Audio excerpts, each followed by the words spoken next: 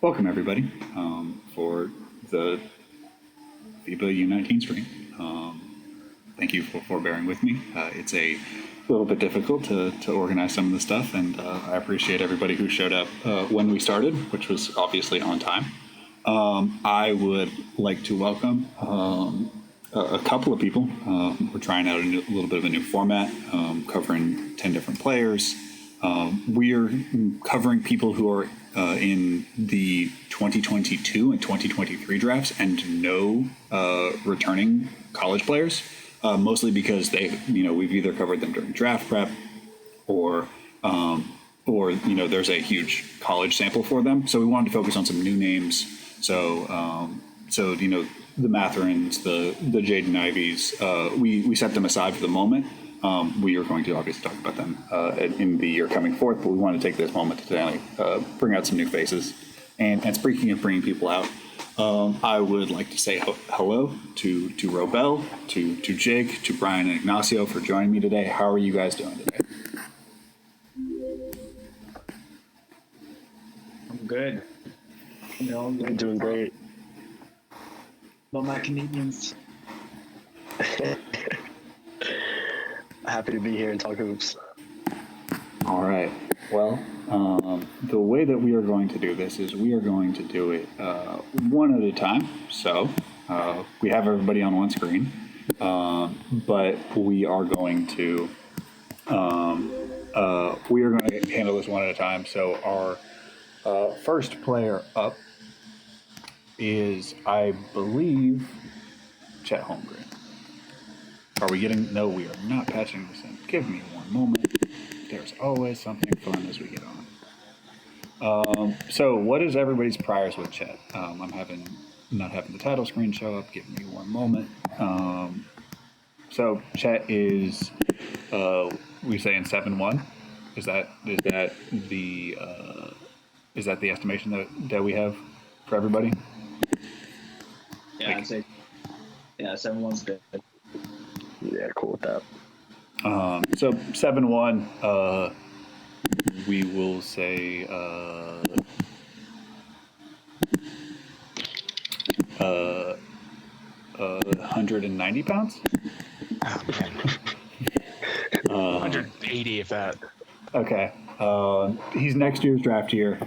His rough stat line is 12-7-3, half a block, or half a steal and 3 blocks, shooting 71, 43, 64. This is not involving today's games, but because this takes longer than you think to get fully activated. But his per 70 numbers are pretty special. I have it at 5 blocks, 3 3-point attempts, a 40 free throw rate per 70 possessions, thanks to Mike Rivanov. So, Jake, I believe this is you. Let's take it away. Yep. However you feel. These are I believe they're in the order you sent me. Okay, perfect. All right, yeah, so we can start with this one. Basically, what I want to get at here is, like, Chet is really coverage versatile, and that's something we talk about a lot in regards to big men prospects, and this was, like, wildly impressive to me. This guard is downhill with a head of steam, and in the drop, he's able to contain the drive a little bit, but mainly it's about the recovery and the ability to flip his hips and slide with the guard, and then ultimately send it into the second row. Like, he's just pretty special when it comes to mobility and all that. And then here, we're going to talk about the shooting later, but just attacking closeouts. Actually getting to put the ball on the ground, and of course the finish itself is pretty fluid. But he's going to generate closeouts. You see, he sells it there with the pump fake. He's been doing that all tournament. But again, agile as an athlete, capable of putting the ball on the ground. He's not like this ISO next Kevin Durant that he was initially billed at, but he can put the ball on the ground. And of course, here's the shooting. He's been shooting the ball really well all tournament, and that was just a simple catch and shoot, but you see the range, the mechanics are smooth. He steps into it with some confidence. I wish that he had a better one today that it was a little bit more versatile and telling, but there's one in here later. But just a capable big man shooter is going to stretch you. And if you want any of these replayed, just let me know. I'm happy to rewind or pause or anything like that. All right, perfect. I feel feeling I'm gonna want this one replayed. Yeah. So this one, it's a transition sequence. Well, it starts with defense, then ends with offense. Like you just see him. He's capable moving on the perimeter. He's good feet, able to make a play on the ball and disrupt that shot. And then in transition here, yeah. So this is the versatile three I was talking about. Like, I mean, that's just pretty nutty for a 7-footer. He steps into that, gets his feet under him, takes the foul. And I mean, it's cash. It just for a 7-footer like that, the ability to stretch the floor and shoot it with movement and comfort, with a somewhat level of consistency that he's done in this tournament. Obviously, it's a small sample size, but I mean, moving forward and the two-way impact that he can have, I feel like this clip kind of epitomizes that in terms of mobility and rim protection, and then floor spacing on offense. I want to jump in real quick and say that he does look like Kevin Durant on that one. That's like a Durant shot. Like Durant hit that shot like 6 times against the Nets. Yeah. Yeah, I mean, here's some open floor stuff. Again, like people love to blow, and can you run that back real quick? People love to blow like the half court ISO shit out of. Oh my god. The half court ISO stuff out of proportion, but this is what it's like in transition in the open floor. He's fluid, he's handling, and I think just like these little flashes, you take what you can get of them and hope that he can extrapolate as his body hopefully progresses. And this is definitely what's prompting the like free throw rate being super high, is that just how much he can handle, like compared to what would be expected for bigs at his age. Yeah, no, I mean, that's definitely been the most impressive part for me so far, of like that I didn't know he had. I'm trying to think about which one. Oh yeah, this is just, I mean, I couldn't, it's a simple weak side rotation, but I mean, I couldn't see that and not put it in there. Just, we talk about audacity in terms of like offense, and there's another clip in here, like Chet's audacity as a shot blocker is pretty off the charts. Like just the stones and the willingness to even just say, yeah, this is my ball and I'm just going to snatch it out of the air. And then we're just going to continue on like nothing's happening. I definitely had to rewind that one back a couple of times. And then this is another one, like, and I'm going to have you run this back after because it's pretty quick, but just like the quick reactions and his ability to get off the ground relatively quick. And he's just willing to meet anyone at the rim. Like if people remember like Cade punching on him in Vegas a couple summers back, and like he said, it's what you're gonna get when you jump with everyone. And like I absolutely love that about him. He's willing to jump with everyone, and he'll meet you at the apex. And more times than not, he's gonna win. But I mean, from a wiring standpoint, I just love those last 2 blocks. Yeah, Kuminga got him really bad too, but it's just like even in games where get him bad, yeah. Even in games where he does get got, like the next possession down, it's not like, oh, I'm gonna like I got, I'm not gonna jump. It's the next possession. He's like, all right, my turn to win. Yeah, no, he's absolutely fearless as a shot blocker, and there's countless clips, but I love those two especially. Here is some passing as well. A little bit late and a little bit off target, but like just the willingness. Again, he's a 7-footer, making a pick and roll read on the fly. I'm not going to take that I'm not going to take that for granted. And just he's made a couple other, whether they're like dump offs in the short roll or just simpler interior looks. But again, when you're 7'1" and you have all the skills that he has, like you really have to take a note of these flashes. Like I think he's a generally really smart basketball player, and I like that pass. And here, it couldn't be all good. Here is him just getting weight roofed and just helpless. I think that's what a lot of people will talk about when they talk about Chet in terms of concerns, is the frame.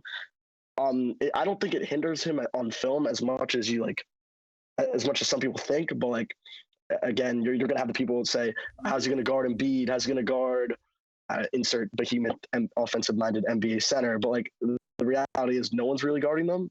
So I feel like you kind of just have to, it's a concern, but nonetheless. And then here we feature another prospect from our stream, Dyson Daniels, but you can run that back real quick. Yeah, like Chet's mobility and his feet in open space, the ability to turn his hips, like it's just super impressive. Like he's an absolute monster around the rim, as we showcased with those blocks and those rotations. But like he's willing to go out on the perimeter and he can contain. Like he's super disciplined when he's out there. He's not biting on stuff very often. Just worried about keeping his man in front of him and then challenging at the contests. And like it's super effective when you're as lanky and mobile as he is. Yeah, we're going to see this clip later, too, in regards to Dyson. Is that? I feel like that might be all of them. Yeah. Yeah, that's all of them. I mean, I included a little bit of his shooting just because like his form is interesting. Like it sort of reminds me of Hurt in the way that, like it's very like elbow focused. Like he gets a lot of his generation from his arms, but like it looks good considering how skinny he is. Yeah. Was there? I mean, it looks good, and like he's. No, go ahead. I was just going to open the floor to anybody who had like either Chet like thoughts or questions that were answered or things that you're trying to see from him during the start of it. This is sort of the coronation of his draft year. Yeah, I would say real quick that I actually don't think it's interesting. I don't think his foot placement is very good, like on those closeouts, but his foot speed is like terrific. So yeah, it's actually good. It's not like Mobley has like perfect foot placement. I'd be really intrigued with that if I was like an NBA team, because it's like you can improve technique. That's the easiest thing to improve. So that, and then the other thing I would say, I really don't like people like. There's a difference between someone's frame being a question mark and like, oh, maybe that can limit some of their, maybe it can limit like a pure center in the, like, they're not going to be playing the 8 minutes maybe. But like this idea that someone like these guys are all 17, 18, 19. They will all get bigger. That's just how human beings work. And the other one is it's like, I'm really afraid his frame's going to limit him. And the question is like, from what? Like, how? You can't just say the frame is bad, and then because people are saying that at Wenbamyama, and like that's not been the case in any game I've ever seen him play. So like like Jake, you said I don't think he can guard Embiid. It's like, well, you're not drafting a center top 4 solely to guard Joel Embiid. Go get Yusuf Nurkic or something for that. I don't know. Like that's not. You're not drafting anyone in the top 5 to play defense against one specific kind of guy. You're getting him to be offensive superstars, and that's more than likely what Chet. Not a superstar. He looks like he's at least going to be very, very good. Yeah, I'd also like to just say that you can be like, oh, who can guard? Is he going to be able to guard Embiid? But like Embiid almost won MVP.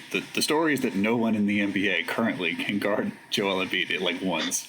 And like the teams that have done it well have been, like the Raptors at their peak or the Celtics when they're swarming. It's just like you do it with 5 guys. And like saying, oh, he can't guard him once is like ultimately a distinction of being like, oh, okay, like find me the person who can, because they generally don't exist.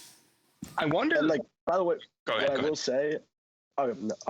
say is like, I think Chet like could absolutely be one of those guys that plays a role in stopping these offensive like these incredibly productive offensive big men, because like his length and timing is so impressive and overwhelming. So yeah, while you can move him off his spot, like he's very capable of recovering. Like, I mean, that clip was just so telling because I'm blanking on who the post player was, but like he literally kept backing him down like until he got to the rim. But like typically like there are plays where Chet will get bumped off his spot initially, and this has been a thing. I mean, these are in his high school film. This is in the FIBA film. He'll get bumped off his spot initially, and he'll recover and just still meet you at the rim. And yeah, sometimes it's not going to block every single attempt, but like this notion that Chet is completely helpless against centers who are strong, like it's just not true.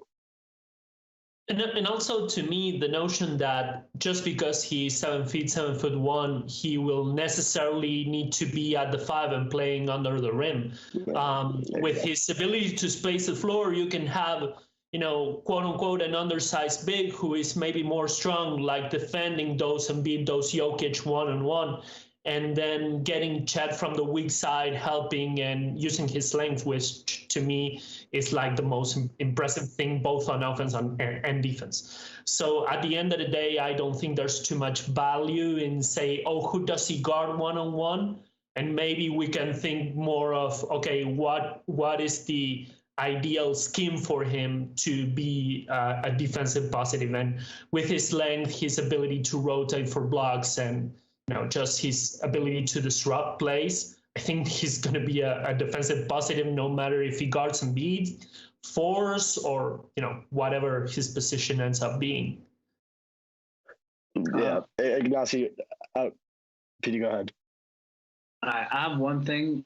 I do think there's some merit to who can guard. Like, you can't just say no one can guard Embiid, because you don't want to just put Chet out there just Chet can't take those hits, especially against Embiid, a Jokic, a Valanciunas. But yeah, like, I think it's more that the team that drafts him is not gonna at no point are they gonna be like, we got our Embiid stopper. Like they're not gonna put him on Embiid if yeah, they're smart. his Chet is so good that even if you have that concern, just sign someone that can do that and have him slide to the floor, like Ignacio said. It's like there are solutions to these issues. It's just not like saying like, oh well, just leave him on the island and who cares? Like there's just multiple solutions to these issues, so it's not that big of a deal at the end of the day. Yeah, I want to say real quick, I wonder how much of this seems to only happen with center prospects. Nobody drafts a point guard and is like, well, can he guard Russell Westbrook? It's like, no, he can't. It's just, you don't really. You don't you just kind of force Westbrook to shoot himself in the foot. You don't really guard him with any. There's no point guard in the NBA that is physically capable of like staying in front of him. But I wonder if that's just like vestiges of 90s Shaq, Hakeem stuff, where it's like the center is the most masculine, like aggressive position, and like you have to win your matchup one-on-one or else you're not a real man. Because we don't say this about like, again, like nobody. You see Mobley talking about this draft. Mobley, the big criticism of a lot of people is that he's thin and weak, and like so is Jalen Green. But nobody's asking Jalen Green to. Nobody ever says, well, you can't draft Jalen Green because he's not going to be able to guard Bradley Beal, even though he won't. And it's just a weird thing we have with centers still, I feel like, that it's kind of a hang-up we all have. Because, like, look at these finalists. You could have Chet could guard Jay Crowder. Put him on Jay Crowder, and he can rotate in. Like, it's easy. Right there. That's what he guards. Yeah.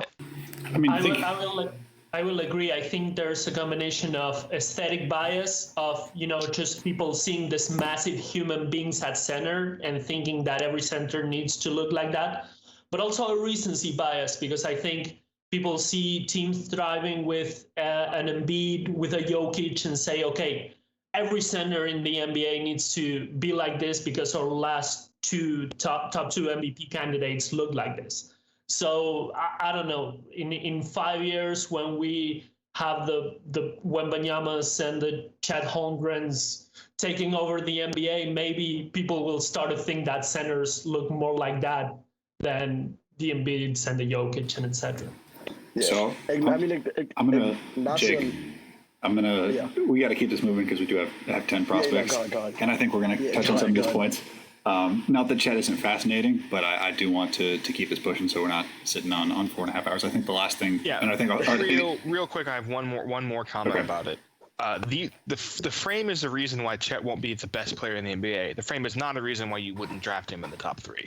Yeah, I think that the thing that I'm going to hit on with Wenbamyama when we get there is that like position locking like isn't real if you have perimeter skills, and also that like a lot of reason why people say that they can't somebody can't check somebody one-on-one is because they don't understand NBA defense.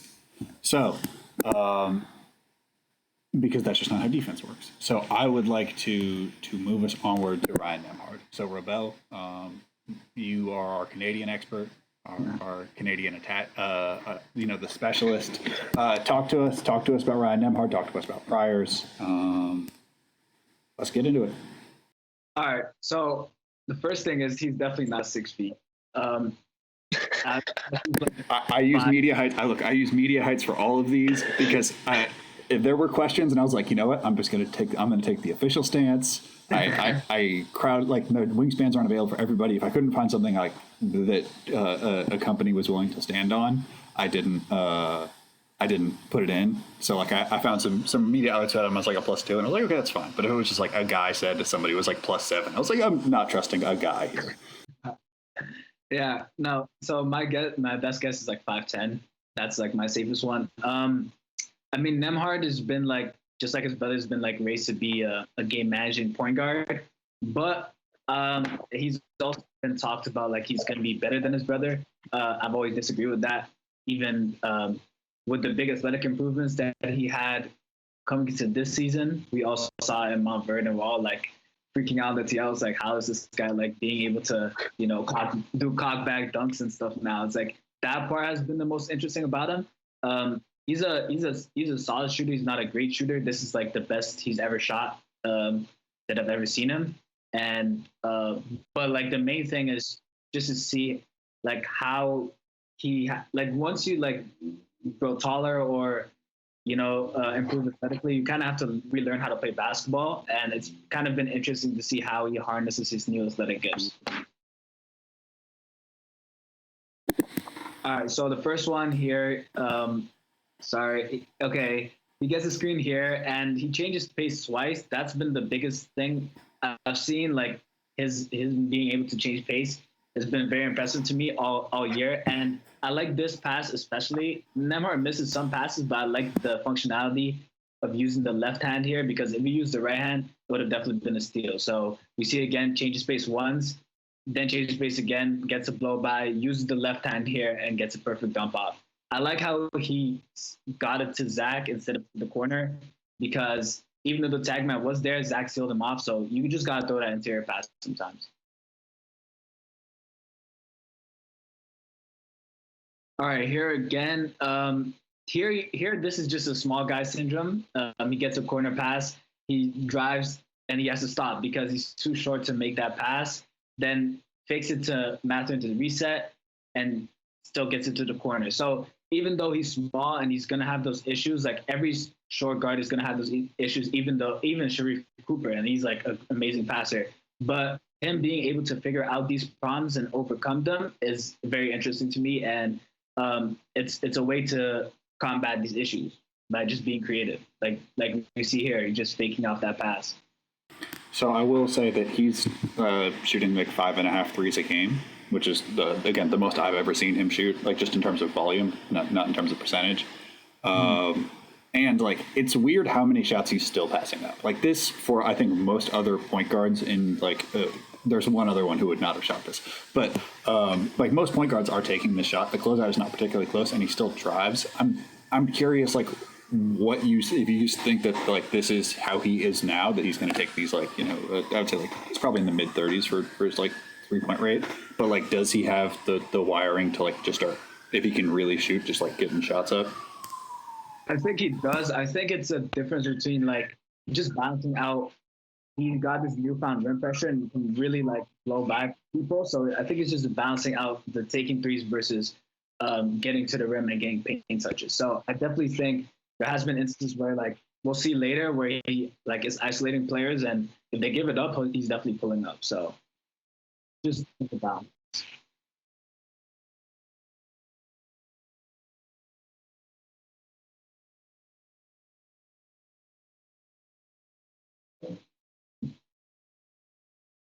Okay, so here I think he goes right in the pick and roll. Here, that was just can I get a replay on that one? Kind of, is there a slow motion version of it? Okay. That was just kind of interesting to me because he kind of had the roller there. If he did a bounce pass, he could have done it. Like he even said, like he even like went like that, just so like he realizes that he actually has to make the bounce pass instead of that floating pass. And even if he took like him picking it up a little bit early, could like only made him get that one pass as well. Like if he did one more dribble, he had either Caleb or Elijah in the corner. So here, that's a bounce pass. He's throwing it up. Just a weird decision. And see, look, he even goes like that. Like he knows, but he just has some weird passes sometimes. Like just don't love his decision making. Here again, he decides to post up even though he's 5'10", and he has Prosper wide open in the paint, and he doesn't decide to pass it too late. Prosper has to take a fadeaway. So just the game managing, like point guard type of mold, he kind of doesn't live up to those expectations, which that's always been my issues with him. Like just pass the ball right there. Like you don't have to do that hop step. It's kind of unnecessary. So, and yeah, so I hate fadeaway jump shots, by the way, if you guys don't know. So Nembhard is fast, and he can chase guys off screens and stuff like that, and could get over them. Like he's right with this guy. But the thing is, he always is running. He doesn't slide his feet. So we'll see it in his slow motion, like just show off how good he is at like reading screens and just staying with guys. But like it's too much of doing it.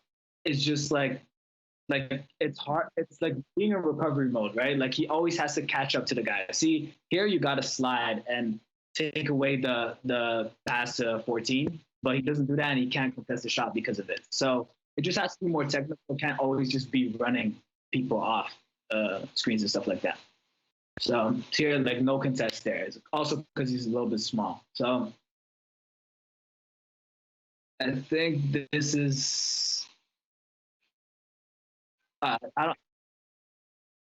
I cut it to add the layup on the other end, where he gets the rebound, he immediately like eyes up, is able to get into like a reasonable spot. I just wanted to include this one to show like he does have some explosion, even when it's not like he's not yet going to bang this, but he's able to like get to interesting spots in the full court in the way that he's not at in the half.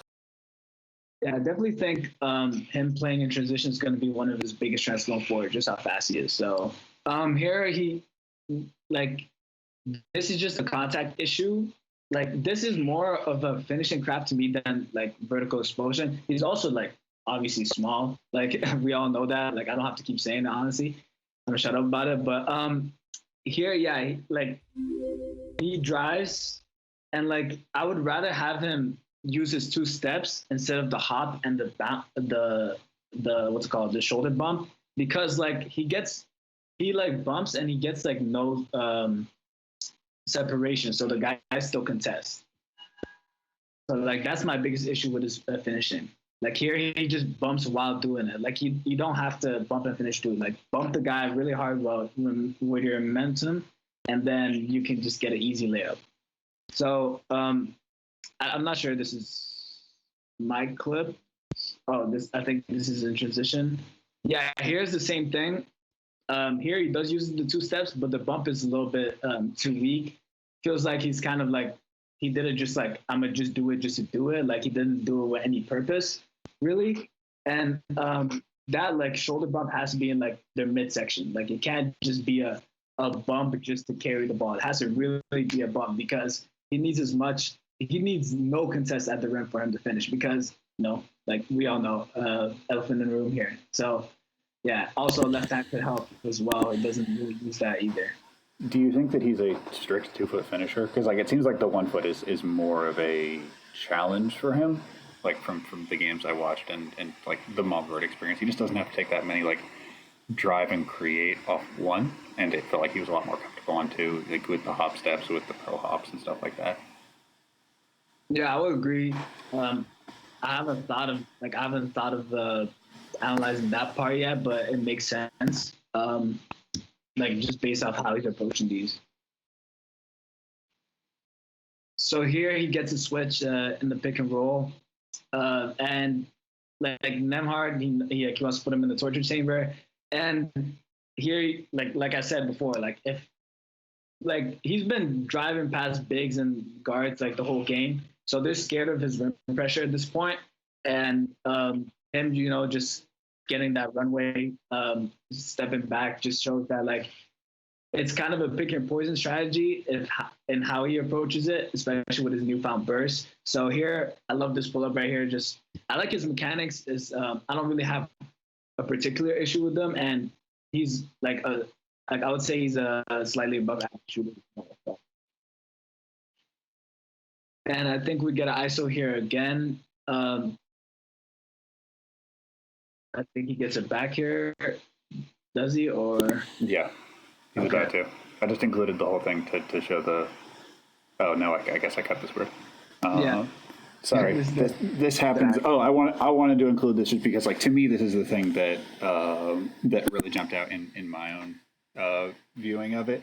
It's just like he's really poised, and he's like, even though he's small, it's really hard to like speed him up in big spaces. Like when people keep trying to run and jump him, he maneuvers to really good spots. Like he's moving. Like a lot of smaller guards just run towards the ball. And he'll do that when a big has it, but when it's another guard, he'll find the space where the blitz is like, again, look how far this guard has to run, and then he has to sprint all the way back. And like that's a little thing, and then he's immediately relocating to the farthest rotation possible. Like it doesn't seem like much, but like when you're a small guard, these are the things that do matter, because like if you aren't, the degree of difficulty for small guards is so much higher. You just have to be good at these little technical things. And we will talk about Houstan soon. Yeah, for sure. I think the last clip is there. Is gonna. I think this is the clip. Yeah, this is the one. Okay, yeah. Here it gets the isolation again. Like this is, I think, like nearly the possession or two after. And here, obviously, he already pulled up in his face, so he's just blown by him. And this is like the easiest bucket I've ever seen him get. And like I said, this is just a blow, like pick your poison strategy. If he does the main thing for him is to just improve as a like an isolation scorer off, beating switches. It's just him being more willing as a pull-up shooter, like you've already mentioned. So here again, like just the burst is like really insane. Like it's shocking me because we've all seen him play like before these athletic improvements. Like this is like I've never seen easier buckets than this in like FIBA, like these. It's pretty rare to see that. I think this is the 3 isolation buckets you referred to, like in slow-mo. FIBA at the end of each half puts like all of the little clips, which I found really helpful and didn't realize until this tournament. For the America ones, they're like 5 minutes long. For other teams, like for Japan versus Canada, sometimes there's like 3 plays. But especially for the American ones, they really layer it on. So like, what do you see Nembhard as in terms of like both a draft prospect and like as a college guy? Is he looking like more 2 years? Is this like 1 year if he grows? Like, what is based on the sample you have? Like, what is your outlook on Nembhard as he gets to Creighton? If he's a draft prospect, it's probably going to happen in his junior year. I just see him as a backup point guard. The big issue with him is just being better and being more willing as a pull-up shooter, and the passing has to improve as well. Like there's a lot of reads that he misses, and it frustrates me as a Canadian, analyze watcher, I guess. And like so, just being more proactive and seeing rollers, reading the tag man, like those all have to improve, and the pull-up shooting has to as well. That will give him to prospecthood, but if both of those things don't improve, like he'll have a great career overseas and he'll be a really good college point guard, but it's tough to survive without having those skills in the NBA. Yeah, Ignacio, is this scan for you? Is him like potentially being a Euro guy? Like to me, his game screams like like 15 years of paychecks as a EuroLeague point guard as he gets stronger. Yeah, I think definitely the quickness in the ability to get by guys is there, especially like those 2 last clips where he hits the pull up and then he gets by the defender. If I'm not mistaken, that's Azuolas Tubelis from Arizona, and he's a pretty good defender for his size. And so just to leave him in the dust like that's pretty impressive. I want to stop in something that Robel said when it comes to pull-up shooting. I think that's the key to me, because when you talk about a guy that's going to be 6'1" at most when he is done growing, I just can't think of an NBA player below 6'4" that is an offensive positive, and it's not at least average in pull-up shooting in terms of both volume and efficiency. So that to me is the key. That okay, if he becomes like this elite pull-up shooter, maybe there's an NBA path for him, but otherwise it's just hard to be 6 feet, 6'1", not be an elite shooter and have a place in the NBA. Yeah. What is his birth year? Because I know he classed up in high school. I think he was 2022 for most of his high school experience. I think it's 2003, right? Because I remember watching him at some under-16 tournament a few years ago. Yeah. Him and Houstan played together at the U16 tournaments a couple of summers back. He also did reclass ups, but I don't know if he's like young for the class or if he was old for his initial class. To me, he kind of just screams like really good college guard. I don't know if I see the ultimate NBA potential unless there was like significant improvements, notably the finishing. To me, I feel like if you're going to be a small guard and pressure the rim with quickness, you got to be able to finish there. And it's only going to get more difficult as he plays guys and rim protectors that are bigger, stronger, and faster, and longer. So that's what I do like him, and I was impressed with the stuff at Nembhard. Like I thought he made visible improvements, as Robel noted. Like the athleticism stuff kind of jumped off the screen when you were watching it. Like I remember first tuning in, like, oh, like this looks new. But yeah, I think there definitely are going to need to be some improvements, skill wise and hopefully growth wise if he wants to make it to the league. But yeah, a good college guard for sure. And I think PD hit the nail on the head. Like Europe paychecks, that is a beautiful thing. On the when plus playing side, basketball, no shame in that at all. Yeah, on the plus side, Francis says that it's March 03. Okay, so on the plus side, he's going to a place that is known for shooting development. Let's segue into Peyton Watson. Brian, you want to take this one away? He's listed at 6'7". I think he's much taller than 6'7", for what it's worth. He's not 6'9". I think he's 6'8". Yeah, he looks 6'8" to me on the film. He's big. He's large, and in charge. His stats, they've been a little. I just don't think Jamie Dixon trusts him at all, and I think he's not. I want him to play him more, but I understand why, because I don't think he's dealt with physicality super well. Like, so for a lot of the European players, this is probably, especially the guys who have just been in youth programs, this is like the biggest stage they've been on. That's not true for a lot of the high school guys, but it is still like playing high school basketball is not the same as playing a bunch of 18-year-old Lithuanians who want to kill you. Like, it's just different. He's also he plays a public school in LA.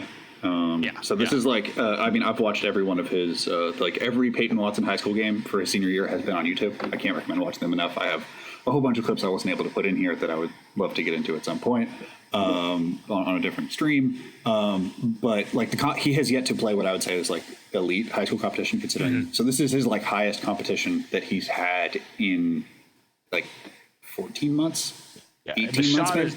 The shot has been he has no confidence in it whatsoever. Mm-hmm. But the defense and just like the ball handling and his passing for not being a guy who gets possessions has really popped. And I think I put a few of those in here. So yeah, we definitely have that. I will jump in with some of the shooting numbers as we go, but let's do this.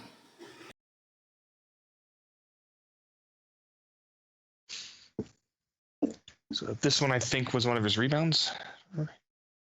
Yeah, just hustle, length. It's really Korea is probably the worst team in this tournament, but it's good to see. This is what you want to see from a guy who struggled with his shot a lot. It's just getting in there and providing some combo forward, even though I think he's probably a 3. You want some combo forward. Be able to rebound some, get a basketball. The Bucks prove that you need guys who can do that. Look, there is a stereotype. There is a stereotype about West Coast guys that exists to this day, and it's just nice to see that, like, especially a skinny guy, just to see him like go after offensive rebounds. Yeah, there's him not being able to deal with physicality, but that little, go back and do that one again, because that little sink dribble, I love that. That's a Paul George dribble. Like, he's gonna get Paul George comps because every 6'8" guy who's dark skinned and can do a windmill dunk will get that. But like that little sink dribble is very, very. For a 6'8" guy, that's really nice.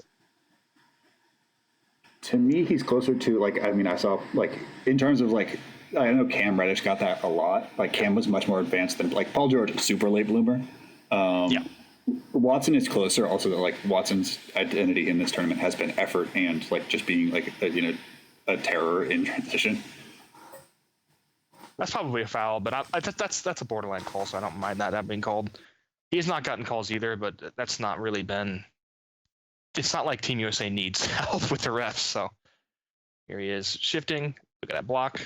I don't know what his wingspan is. It's 7 to 7'1" ish, right? That's what we have. Yeah, around +6 is what I've been seeing. Just good feet. Yeah. This is pretty simple, long wing stuff, but I've enjoyed watching it every time it's come across. This is one of his other passes. Oh, this is Look at that. I didn't put any of his. Again, if I put in his negative plays, I'd have 30 plays because he's had some bad, not really bad turnovers. The turnovers, mostly the ones that I've noticed, have been him and Baldwin not being on the same page, so just missing. Yeah, that happens. It happens in tournament settings all the time. I will say Go ahead. the biggest difference for me between what happened in high school or what I've seen from his high school tape and this is that like he's pulling this or stepping this back in high school. Like in high school, he's pulling from on a regular basis about 8 feet behind the high school line. Just like if anyone does not pick him up at half, he's taking it. And in this setting, like I guess like you want guys who are just unafraid to shoot, but it's also nice to be like, okay, my stuff is not falling right now for whatever reason. Usually he shoots this. It's nice to see him like recognize that and against a team that can't keep up, like just doesn't have the wings. Like it's nice to see him just get 2 feet in the paint and be able to dish it out to our large son Kenneth Lofton. It's what I've wanted. Mikal Bridges does not do that nearly enough when like he has the advantage and is a competent dribbler. He's not like Clay. Like I want this from Peyton. I'm really going to be interested to see how much he's allowed to sort of do driving kicks on that UCLA team where Tiger Campbell's going to devour possessions. Juzang's not really he doesn't really pound the ball. Neither does Jaquez, but David Singleton loves doing that. They're going to have 3 bigs who all play. It's going to be interesting to see what kind of role he can carve out for himself as this sort of creator like that. Because everything I've seen in this tournament has been just sort of improvisational passing. He's not being, even though they don't really have a backup point guard, he's not being given the reins to do that. I thought him or Ingram would, but it's just impressive to see a guy who's like, I guess his user reputation was like, more of a score first, like somewhat black hole. And just to see like on this possession, he has 2 like very good target the hands, get the hands high, like dish low. And that's an impressive development to me. For like that's against what I would say the general impression of his skill set is. That's tough. That's a tough pass. There's a pass to dominant big man Caleb first. I want to make fun of him, but he's been pretty good. That is one of my favorite moves he's done. Although I wish he had leaned back in towards his left, but that's just not teenagers don't like finishing with their offhands that often unless they're Shea. Like this is another Paul George-ish move. Although again, he's going to get that. But yeah, I think that's the archetype you should be aiming for if you are 6'7" to 6'9" and can dribble. Like you should be trying to do those Paul George moves. So it's good. Yeah, that he really loves that reverse Euro where you go inside or outside in. But against lower competition, I've noticed that he expects responses that they're like. I mean, against Team USA, most teams that have lesser talents are told not to react on moves, just like go straight up. Don't bite on anything, just stay in the middle. And he seems to have some problem with that because like a lot of his creation is based on getting somebody leaning one way and then striding and getting long. So like this stuff, it makes sense to me. I like the go get it and when you miss your shots. Yeah, that's why I put this up. Yeah. It's just, again, he's not, for a guy who's shooting, he's what, 18%? 2 for 13 from 3. He's not hit threes at all. The scant few pull-up 2s he's had have looked terrible. And I'm just enjoying. This is where he comes back in. Yeah, just effort, contest. That's a very good contest considering where he started from. His contests are pretty good too. I don't think he's gotten called for anything, even though he's gotten a lot right on the hand or right in the face. Mostly, like I said, you want to contest somebody's wrist. That's what you're aiming for. Where they're releasing, like from the wrist, where they're pushing up.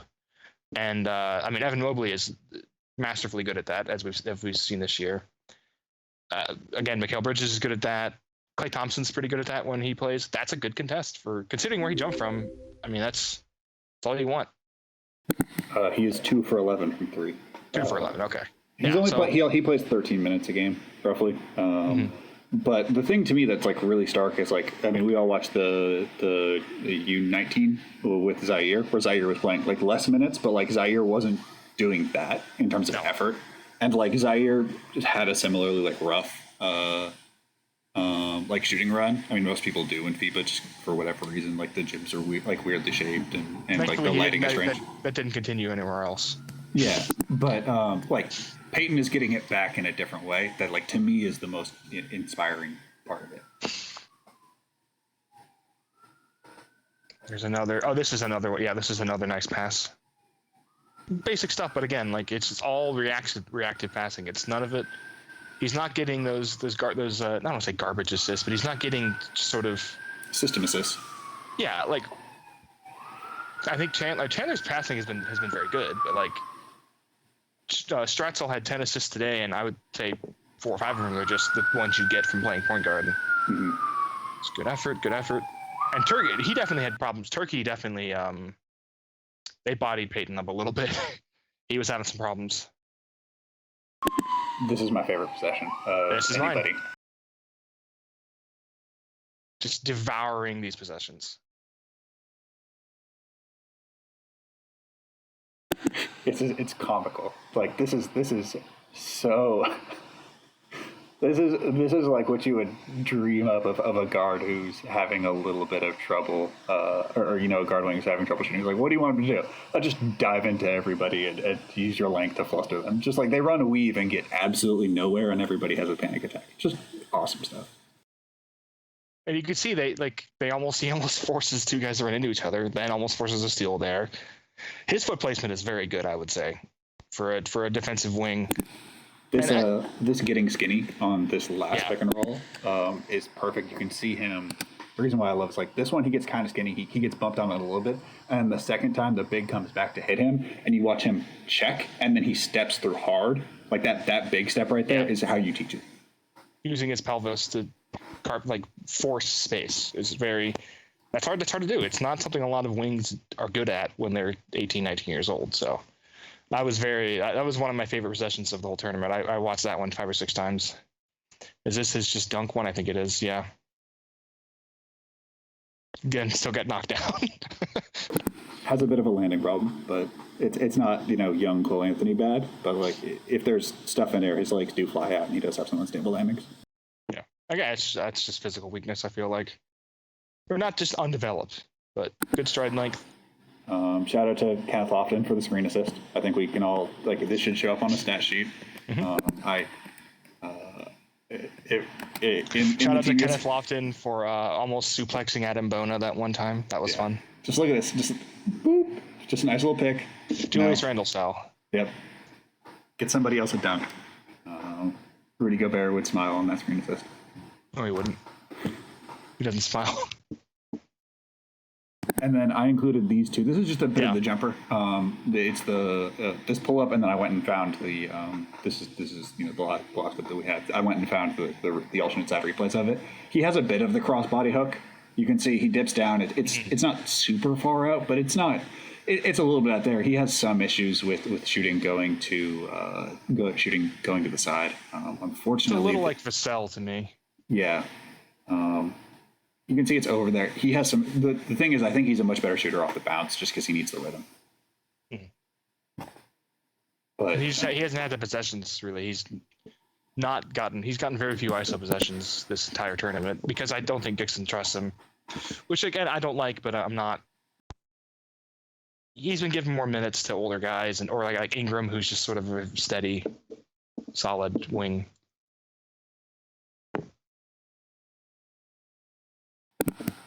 Jake, I know you were bigger on Peyton Watson. I want to say, does this match up to what you had seen right before the everything shut down? Like, I know he was sort of seen as a true primary creator. That's definitely what enabled his rise. I mean, he's a late bloomer from the ranking sense. I know he was I think he played JV as a sophomore. Or as a freshman, and really wasn't ranked until midway through his junior year. How is this developmental arc playing out for you? I mean, I just think and Brian hit on this a lot. He's in a really tough spot. As just a basketball player right now. He's coming off a high school season where we can all agree the competition wasn't super impressive. PD, you noted that. Everyone you talked to from California and the West Coast will say that the competition is not that impressive. So he's just getting by with these, like you said, skill. He's super, super skilled. And that clip in there with the cross, he has all that in his bag. But I think when you get thrusted into this environment where, he's taken, I think it was, 11 threes in how many games they played? 5 now? 5 or 6 games? That's not a lot of reps for someone who is used to just gunning and gunning and gunning. He has the luxury in his high school games. If you start off 0 for 4, you're still going to keep going. He just doesn't have that luxury right now. And I think you can't really underestimate what kind of role that plays in like your mental approach. But I mean, it's been impressive. Like, I love the defense and the hustle, as Brian noted with all those clips. Like, I think that showed a side of him that I didn't really know he had.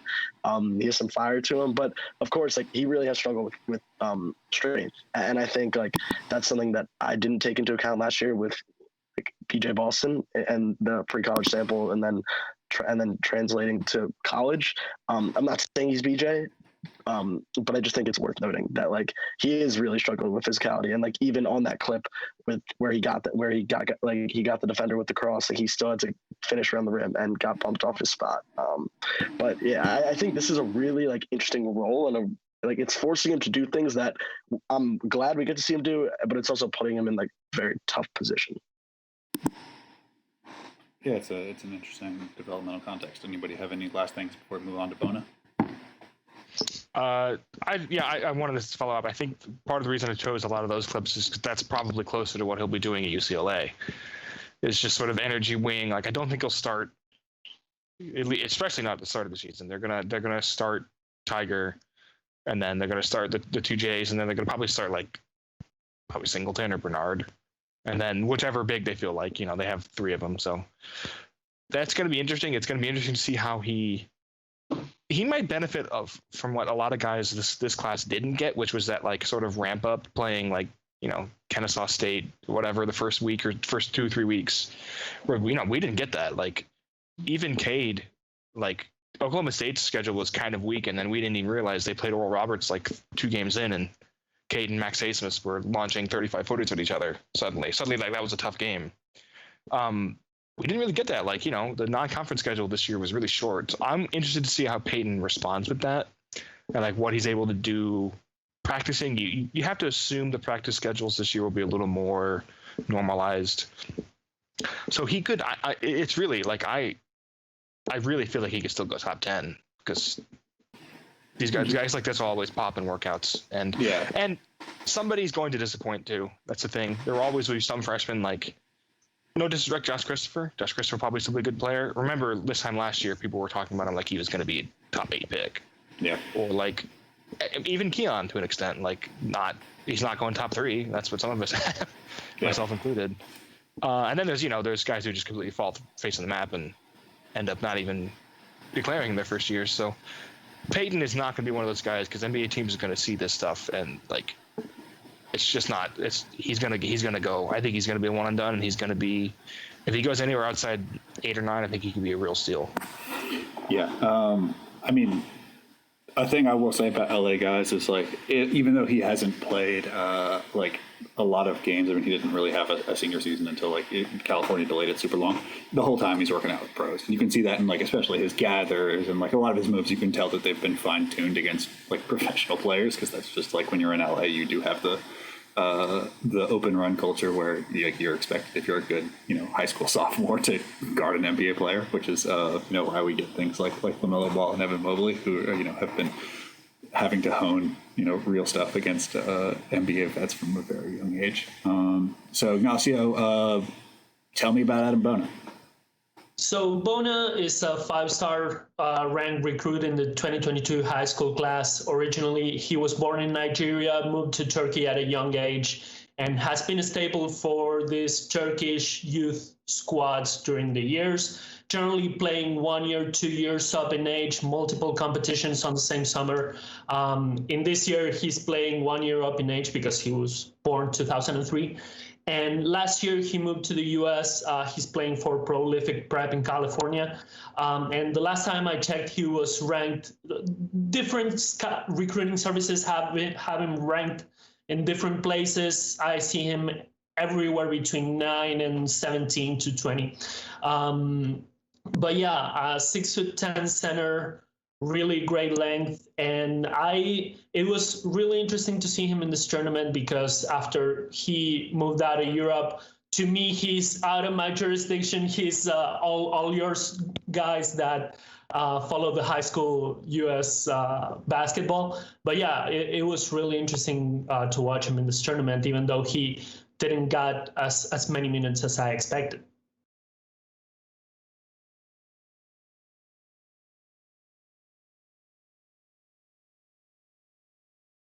Yeah.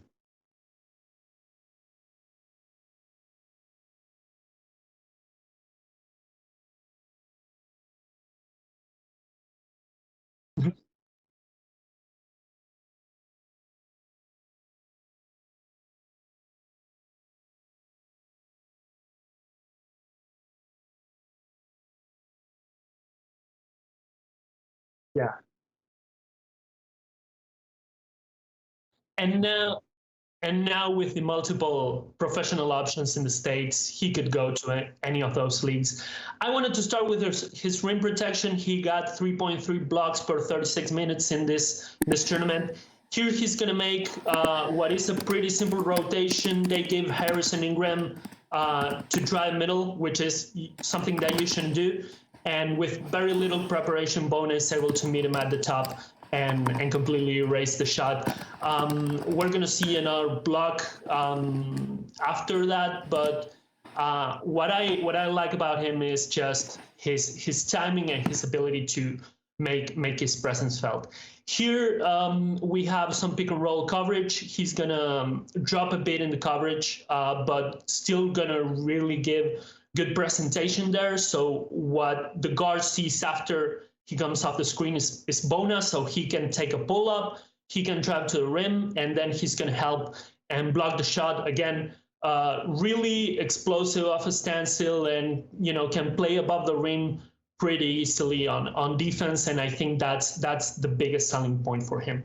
This was probably the best sequence we saw from him, a really good two-way sequence. He's going to block the shot here first, then he's going to run full speed down the court, he's going to beat everybody, and now he's going to face Chet Holmgren. And he's beating him with a really impressive spin move, really coordinated to put the ball on the floor. We're going to see it again here. What I like here is that you see that Turkey's kind of pressuring high, so he's stuck defending two players because Chet Holmgren is on the corner, but he is able to put himself in a position where he can get back. Then, his open court speed is impressive. He should be a transition target for any team that gets him. And then he's going to go to the post. I would love to say that this is what he's going to do always on the post, but as we're going to find out later, it's not always the case, but he does show some flashes of coordination and feels comfortable enough to put the ball on the floor and just make stuff happen and self-create. He gets a pretty good mismatch here, but he's not able to exploit it. And he's gonna, I think what I try to show with this clip is his lack of creativity. Here we see it again. He's gonna try to push the player once, he's gonna lose track of the ball, gonna try to push him again, and gonna try to face up, and he's gonna get well contested. Could have gotten called a foul there, didn't happen, but I feel like whenever they give the ball to Bona on the post, this is how most of his possessions happen. This is what he does best on offense, the lob catching, again, using his vertical ability, both of a standstill and in this case, something they do to beat. Argentina's not in a zone here, but they use this play to beat a lot of zones. And just how he's able to rise up against someone who was covering the lob, I think it's really impressive, and it's I think something that is going to translate day one in college, in a professional league, and in the NBA once he gets there. I wanted to show some of his abilities when he catches the ball outside of the restricted area. Here I think he gets to the rim on one step after catching the ball on high post. This is nuts. Yeah, it's amazing with how much power he's able to get off of two steps, and he shows his length here, which I think it's pretty impressive.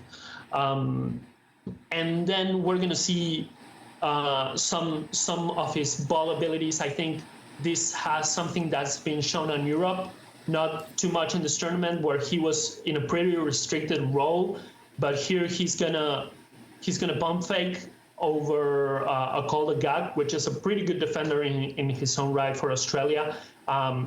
when Bona pump fakes, generally don't go for the pump fake because he's not going to shoot, but he does a good job of getting the defender off balance, ducking in, and putting the ball on the floor and getting to the rim. And finally, this is what I think a ton of potential can be, which is the catch and drive. He's comfortable putting the ball on the floor, not someone who's going to create any sort of drives really, but I just think he feels pretty comfortable putting the ball on the floor there.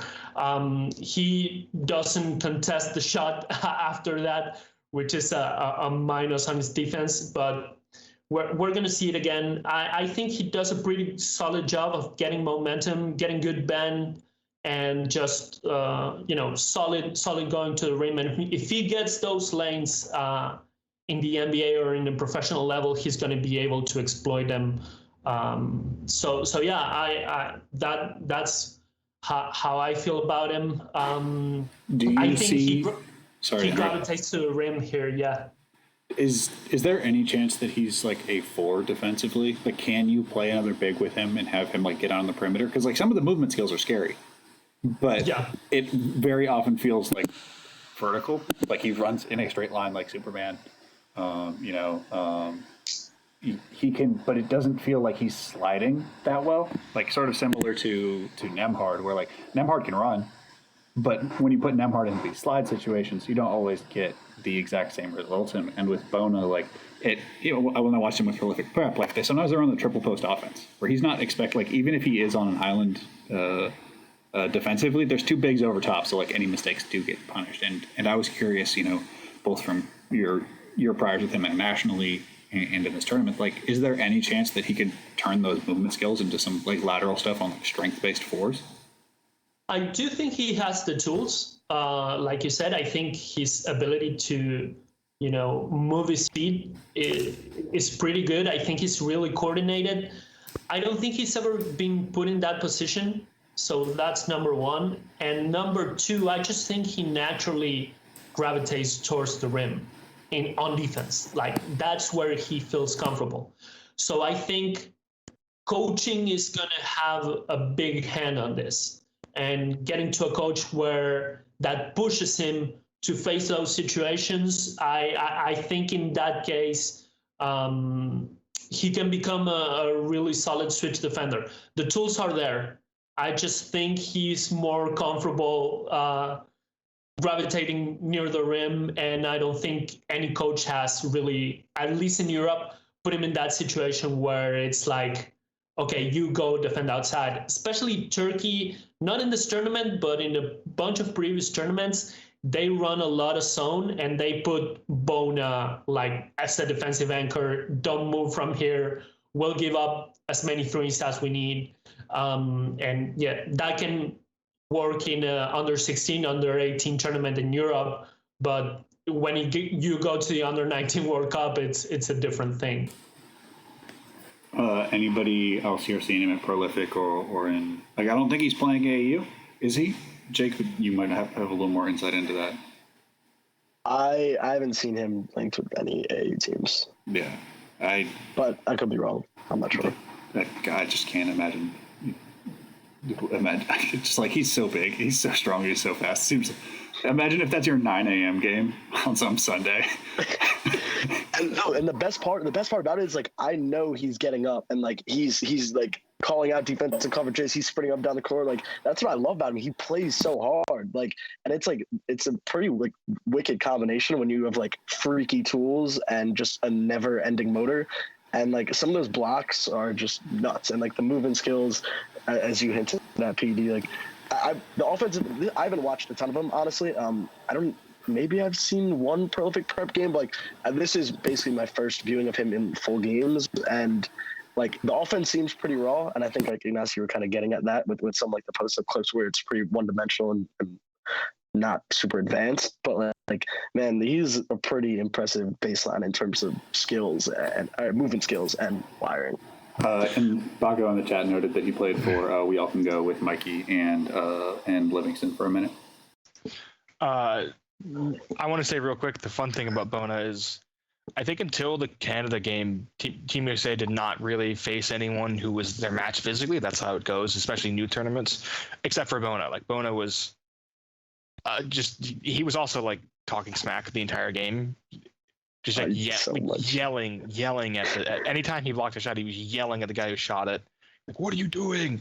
Screaming out for box outs. Just like, I don't want to say he intimidated them because they won easily, but they definitely were like kind of off put by this weird freak who was yelling at them.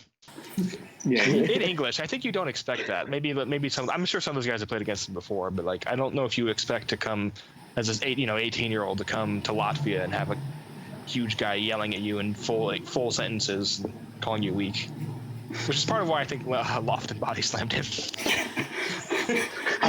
It's just great to see bigs who it's like playing against them is a terrible time. Like that's always been the hallmark of like, if you're not like a perimeter big, just like looking in the eyes of like every time there's a box out and just seeing people being like, I don't want to do this. I don't want to have to fight this dude again. And like Bona clears that test every single time because like you can just see these dudes are straight up not having a good time. Okay. That's a miserable matchup. I don't even want to think about that. Before we move on, I have like 2 questions. This is honestly the first time I see them. Like you can tell by my reactions. But so like how's his passing and like how's his like does he ever face up? Because like he looks like he could be like a face up threat. Cause like I know post ups like it's pretty like basic, but like just the way he moves, like I feel like he can get a step on bigs and it's either a foul or a dunk, honestly. Like that's how it's looking like. So those 2 questions are what I want to know. I think I lost track of him after he went to Prolific Prep. This is the first time I see him after that, so he might have grown in this year. In Turkey, he had a pretty limited role in what we saw. Just catch gloves, catch and finish, offensive rebound, and your eventual attack a closeout, which he has developed in the past, I think year and a half. Does he have the potential to be someone who self creates a bit on the post? I would say so. I think he's limited, but to me it comes down to coaching. Just as with the perimeter defense, I think if you give him the chance to run his stuff on the post and coach him the right way, I think he definitely could, because he's comfortable putting the ball on the floor and he's super coordinated. So I think the tools are there. And the passing, one thing I saw, and I don't want to overextend this, we'll get to the next player, but what I saw is that he makes the reads, but he's still not super accurate to deliver them. So he makes the right reads, but they are 10 centimeters away from where they should be.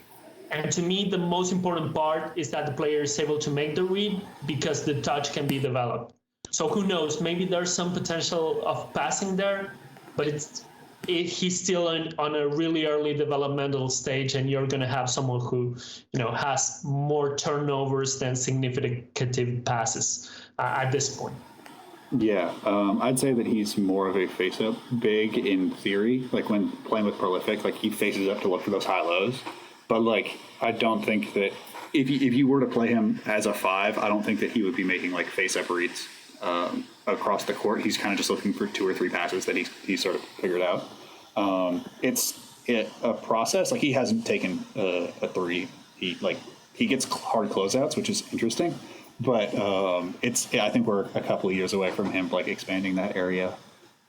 So from one person who doesn't really shoot to another, Juan Nunez was the player I was most excited to see because I had not gotten a huge exposure to him before this. I'd seen some like U stuff, but he is the style of guard that I'm always interested in, which is that like they play like the really good uncle at a YMCA as teenagers. Like he's very much like hyper crafty, 6'3", 1.5. I believe he's playing for Real Madrid now. He is going to get Rubio comparisons, not just because he's Spanish, but also he's pass first.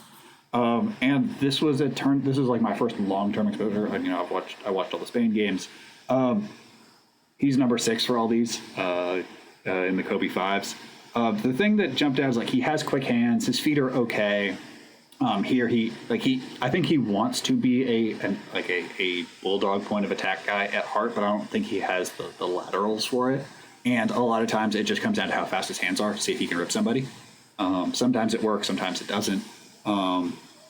You'd want him ideally to be like a havoc guard defender, because like he is limited by his ability to shoot right now. I think he's 0 for 9 in the games that in the games that I had for this. He's a super hesitant shooter. The form looks okay. I think that he's another one of these guys who's had the ball in his hands his whole life, so struggles to shoot on catch and shoots. And when distance isn't available, or when the ability to dribble the ball isn't available, can struggle. You can see that shoots from the other side of his body. There's some hand placement issues, sort of like similar to inverse Lonzo. In terms of like the arc of the ball, it's not as dramatic, but you can see that like it doesn't flow easily from shooting pocket to release point. The shot wouldn't be as big of a problem if like he took them consistently. The thing is that you'll just, as we walk through this, you will see him pass up some really good looks that like, as much as Nembhard passed up some okay looks, he was still getting up 5.5 threes a game. Nunez is getting up 9 threes in 112 minutes, and he's playing almost 19 minutes a game, and just struggling to counter to how teams guard him. When he gets 2 feet in the paint, he makes really good reads. When there is an advantage, or when he creates advantage, his ability to capitalize on that advantage is why he is so highly coveted a youth prospect. In and out, cross. At times he can shoot a little, or he can pull the trigger on decisions a little bit early. If he had taken another step, maybe he forces an additional rotation. But you can see that he's thinking about like the angles of rotations. Loves to work in pick and roll. When there's switches, it's very quick. If the guy cannot slide with him, he makes one move, he gets downhill, and he tries to finish. Not going to finish above the rim, again, plus like 2-ish. And he's 6'2" or 6'3", so it's going to be below the rim craft stuff, which he has a good amount of. But when you start to add these issues together, when you're looking at NBA projection, whether it's hesitance to shoot, the shooting form itself, the athleticism, and needing craft, we're talking about a very conditional prospect code where like these thresholds have to be cleared because it's just like not big enough. Ricky is bigger than this, and Ricky at young ages, should be noted, was probably one of the best youth prospects ever. In his U16 World Championship, he put up a 50-point quadruple double in the double overtime game against Russia. And at no point did it look like a soul could guard him in his age division. And so when we use these comparisons, especially to players who were doing truly wild stuff at their age group, when Ricky was this age, he was playing the men's national team against the Redeem team, and Nunez is here. It's not that he's it's just these comparisons are probably unfair.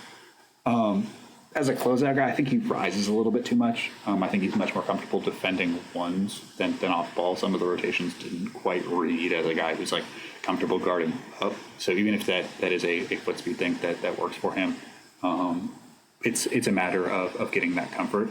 The craft, though, the craft is so nice. Here we get a drop pick and roll over his Edie. He jails it, and is patient enough to find this lob.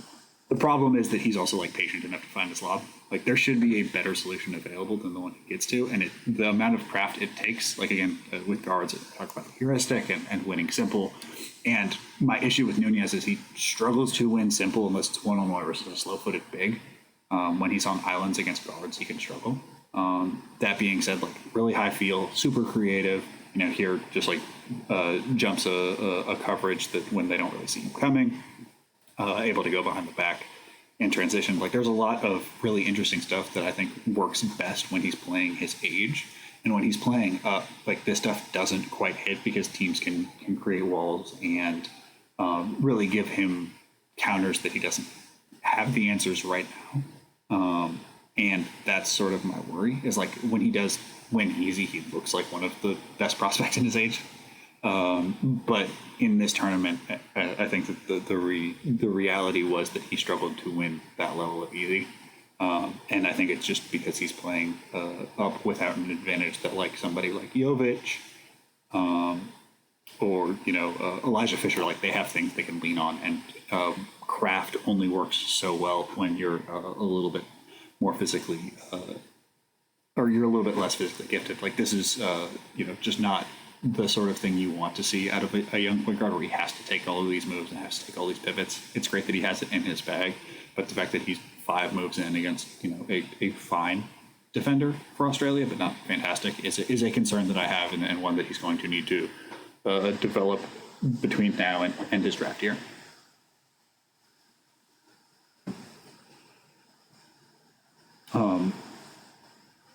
This needs to be a jumper. I'm sorry. Like, come on, dog.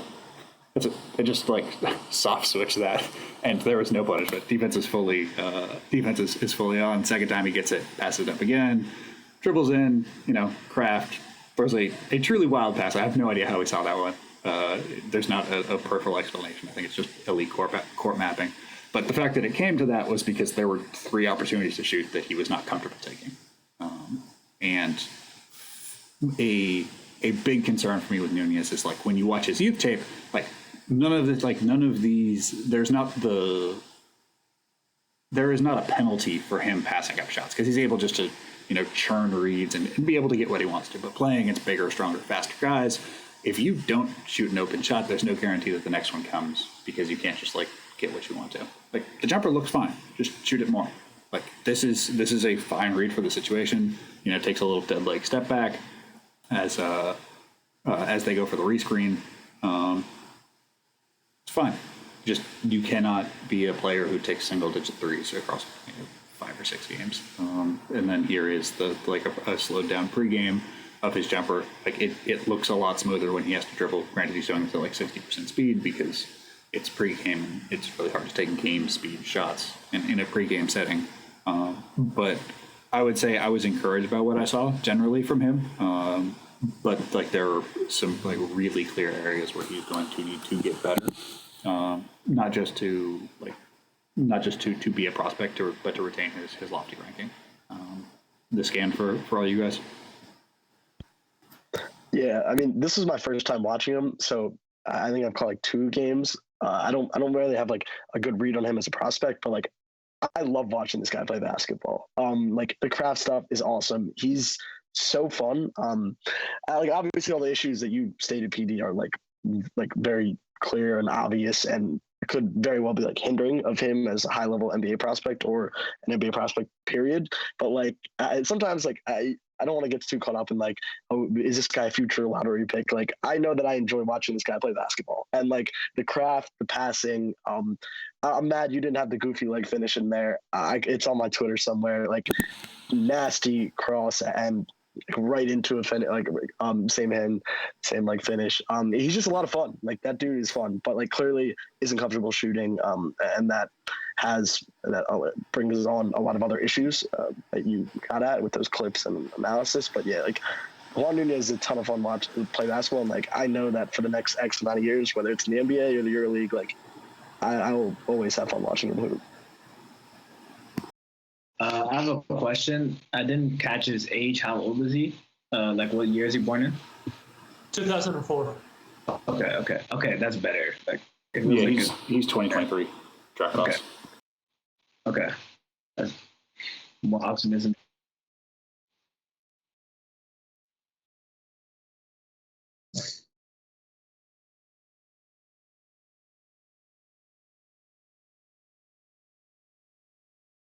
Yeah, that is divisive because of his play style. How did you feel with this step up in competition level for him? I know that he's kind of been a youth level killer. Yeah, I think this was going to be the first tournament for a lot of people that don't really go to the under 16s and to the ANGTs and those sort of tournaments. And yeah, it was. I don't think if this was a good first impression for the people who is the first time they watch him. Like you said, the hesitancy to shoot is definitely there. And like we talked with Nembhard, I think if you are Nunez size and aren't at least an average pull-up shooter, it's hard to see you as an NBA prospect. But like Jake says, I think he's one of the most fun players to watch. And I think he's just so creative in terms of passing, which we didn't see a lot in this tournament. This was a kind of a weirdly constructed Spanish roster. I think I did an exercise in the group chat I have with the guys at IDprospects. And if I were to put a Spanish team together for this tournament, I think I would have brought just 4 guys from the 12 that got the call. I think, and I don't want to get into the whole context thing, he plays around a lot of talented people in Real Madrid. They look for him to be that pass first, second, and third, and then maybe shoot. So I think he needs maybe a change of context with another team and another coach that, really entices him and say, hey, you got the green light, go shoot, go get your own baskets. Because if not, he's not ever going to grow from a passing specialist. Yeah, you heard it here first. Juan Nunez, Alabama, make it happen. All right. I was gonna say real quick, as an owner of a Sergio Rodriguez Portland Trailblazers bobblehead, I'm always in support of kind of smaller, weird assist hounds guards. Yes. So yeah, he's so much. Nunez is so much fun, but I also I feel like this was definitely I feel like if Nunez, like, his stock does take a bounce, it's probably for the best for him long term, because this is one of those moments where you go back to the lab and it's all right, so these are the things I have to work on. Or sometimes you have more physical players that can get by and they just don't get better when they could have had these wake up calls.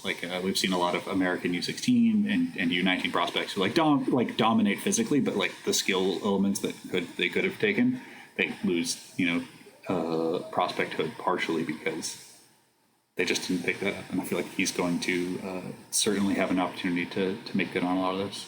Ignacio, you want to talk to us about our boy Nikola, last name that I'm not going to try because I really struggled with it? Jurisic. Okay. So Nikola Djurisic is 6'8" wing from Mega Soccerbet. Mega is the factory of players from Europe. I think there's a statistic there that they are the 3rd team that has sent most players to the NBA in the past 10 years. The first 2 are Duke and Kentucky. So that's the level of how many prospects they are able to put out every year. Is it still Soccerbet? Is it still Soccerbet, or have they changed it again? No, it's still Soccerbet. We'll find out, I guess, at the beginning of next season if they change it again. It has been Mega Baymax. When I started doing this draft thing, it was Mega Bisura at some point. So who knows? For our Spanish bilingual people, is a non-representative pun. They're very good, I promise. Do you have an idea on wingspan? Because I got a couple different reports. We are on the site. We are talking about him being neutral to slightly positive. Okay. Not someone with a huge wingspan at the moment. But he was born 2004, so he's still 2 full seasons away from being a draft eligible for the first time. So definitely room to grow physically and as a player. But 2 things I want you to keep in mind as we watch the tape. The age, he's one of the youngest players in attendance, and the height, because a lot of things that he does to me are impressive because of him doing it at his size. So yeah, also played a really I think of the guys on here, he's the smallest on minutes by a large margin. Okay. So what we're going to see first, I want to start with the perimeter potential, especially the shooting potential. This is the first tournament where Jurisic really was able to fulfill on some of these shooting flashes we've seen from him previously. Here he gets the ball from NBA range and beyond, and just a really fluid jumper. I don't want to get too much into his mechanics because he's still 2 years away and he could work on them. But I would say the upper body looks really, really fluid to me. Here he's going to shoot off the dribble. The Iran's point guard is going to go under the screen 2 times, and he just going to let it fly and shoot. So there's some versatility there.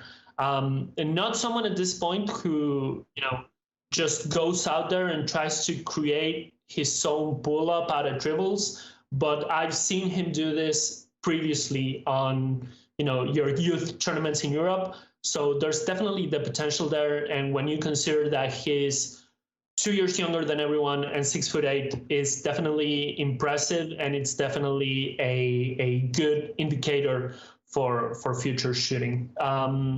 So now what we're going to see some of his passing, which to me is the other key to his game and to his perimeter potential.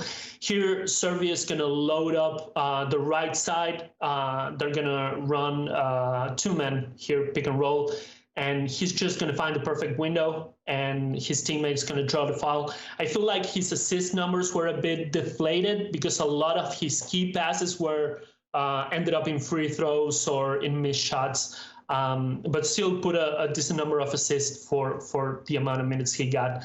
Again, the same thing, Serbia loads up the right side, and this time he's going to hit a teammate for a pick and pop.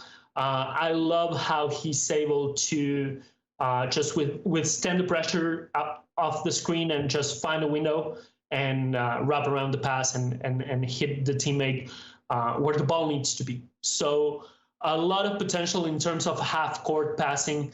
But also a lot of potential in terms of transition passing and situational passing. Here on an out-of-bounds play, he sees Jovic cutting, and he hits him with a really nice bounce pass. We're going to watch it again.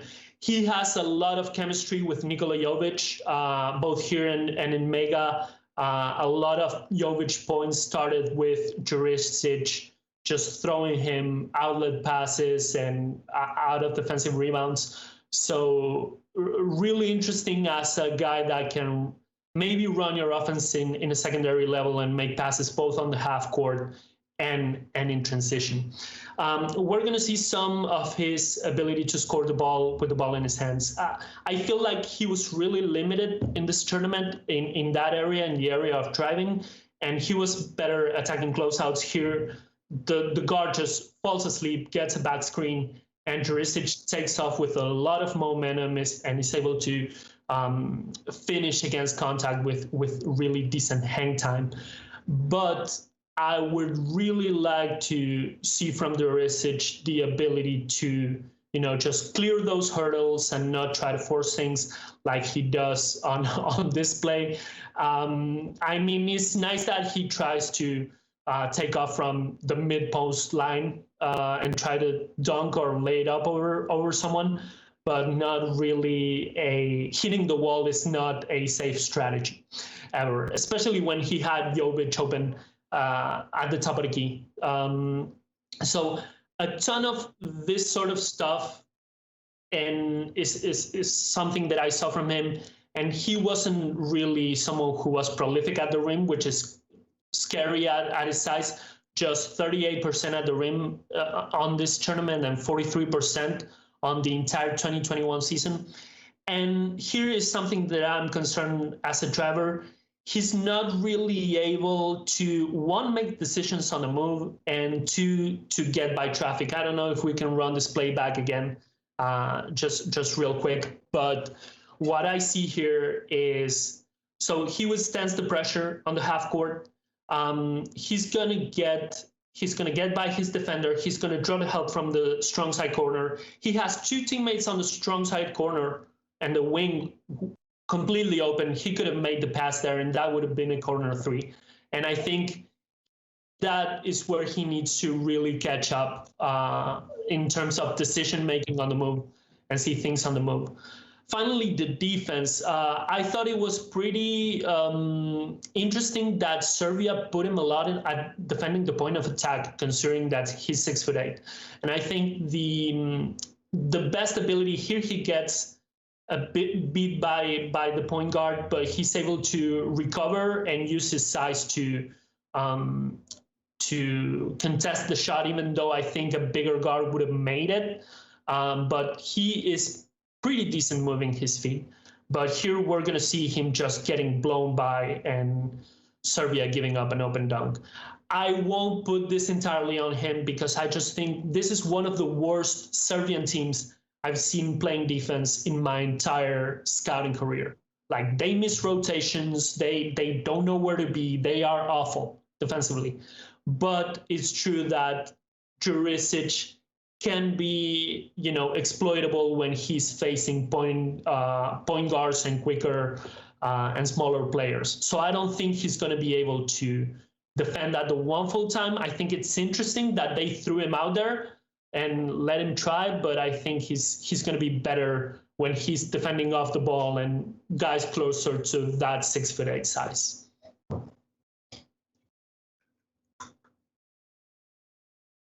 I would say he was a guy that I wanted to see a lot more of. To me, I think of the 2023 guys, he was one that I liked most that I hadn't seen really. I don't there is a name that he reminds me of with just the extreme aggressiveness, the want to guard guys point of attack who is also 6'8" and the European that didn't work out in the NBA, but I wonder who. The mentality really sparkles to me. I really wanted him to see more, and the person that I'm probably going to immediately dive back on film on once his season starts back up. Yeah, I think to me there was the discussion in 2004 is who is number 2 after Victor Wenbamyama. That's going to be internationally. That's going to be the discussion from here all the way to the 2023 draft. And there's always been Nunez and Jurisic. I think now, considering the size and the ability to the versatility as a shooter and the moments as a passer, I think it's definitely Jurisic. But there are some things that he needs to put together, becoming more consistent as a driver, becoming a better finisher at the rim for to clear out what is his role and where he fits in the NBA to me. I would have Jurisic over Bona if Bona stays in 2023. Just because Jurisic does things that are tremendously interesting. And the learning curve for Bona is going to be really steep for just perimeter skills. But I'm also I've seen so much less of Jurisic, so I might just be extrapolating on the 44 minutes I loved, which is a thing we've all done before. But any other thoughts on Jurisic before we move on to Jovic? How's for 2004? Is there any sort of consensus on Ousmane N'Djamena yet, Ignacio, or is that he's just sort of a potential future guy because he seems pretty wild from what I've seen of him? The thing with 2004 is when you talk about consensus, and this is not to toot my own horn, but you're not going to see any site having a 2004 ranking except for IDprospects because there's so little film on 2004 because of the pandemic last year and we didn't have under 16s that we don't really know how other people think beyond our side.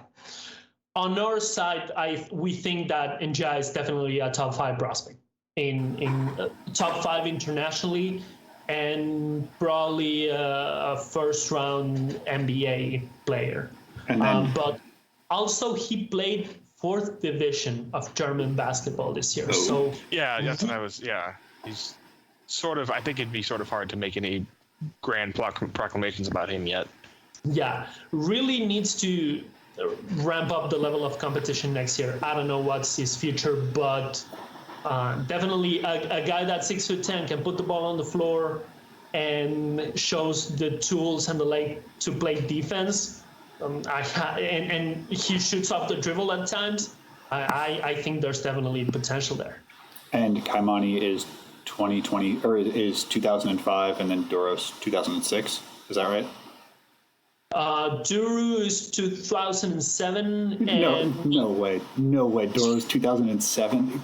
God. Yeah. All right. So Let's move on to, I think, a landmark moment in basketball, which is Jason Tatum is now officially sparking how the youth plays. Because Jovic is a very fascinating prospect. To me, he's the, like, if we were just to pick risers from this event, like Wenbamyama, obviously, just like this is a moment where America is realizing how real he is. Like my timeline is full of guys who, you know, are EYBL focused or high school focused, just being like, oh, this is extremely different. If we're setting Wenbamyama aside, and like Wenbamyama we're saving for last because, you know, we want to reward the real heads who sit through. Jovic to me is the second standout of like really jumping up the list. 6'10", I would say like a plus a couple. Again, measurements for the soccer bat guys are pretty hard to find. Real shooter. Shot 45%, takes a huge volume, takes them in a wild fashion in terms of like just the availability. Plays big minutes. The free throw shooting is a little bit rough. Struggles to get fouled as much, and I think that brings down the number. But Jovic is about as clear as you will find of a guy cloning moves off YouTube. And you can just tell that he has spent, like, I mean this in the most loving way possible. Like, one of the ways that you'll find a lot of international guys like get better is just watching film of NBA guys and being like, okay, like, there's not really, you know, there's not a lot of 6'10" dudes you can emulate when you're this size. And, like, there's so many moves he makes that just look like Jason Tatum. And it's so cool. It's so cool to watch that, like, you can just tell that he's like, oh, I want this move. Like, I'm you know, roughly the same size.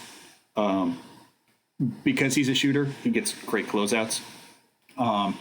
His finishing, also similar to Tatum, is like weirdly shoulder focused, where like he wants to create like sort of these like push shot angles. At times, I wish that he would be more comfortable jumping into people and extending. Again, a similar Tatum concern from way back. As a pick and roll passer, teams really have to like climb into any pick and roll because he will shoot or sidestep out of it without any hesitation. And so teams are going to continue to crowd him. He's able to retreat away. There's no tagger over top, and it's just a nice, easy push pass. The sort of reads you want a 6'10" scorer to make. But this is the stuff. This is 100% a step-by-step recreation of a Tatum move. And it is insanely rare that you get young guys who can not only like clone moves, but can do them at the perfect time. Like this little gather step he does before the step back is like what makes this work. A lot of guys wouldn't hesitate, and it would just be either a 2. But he takes an L step, so he takes a small step back and then does the side step just to guarantee there's no chance you get a piece of it. And like that's where the talent for this stuff, like a lot of guys try moves and they're not coupled to what should be happening, but he's coupling it to what's supposed to be happening, and it is awesome. On defense, he's a little pop happy. There's a number of times where he closes out high and then somebody shows ball and he pops even higher. I think that like for him, there's explosiveness and lowering center of gravity that's going to be really essential over the next year. He's a 2022 guy, and the lethality of scoring makes the the physical necessity what is like the physical growth necessity. He is a little bit susceptible to physicality. Guys can move him off of spots or can like bum rush him, and he won't play to his size.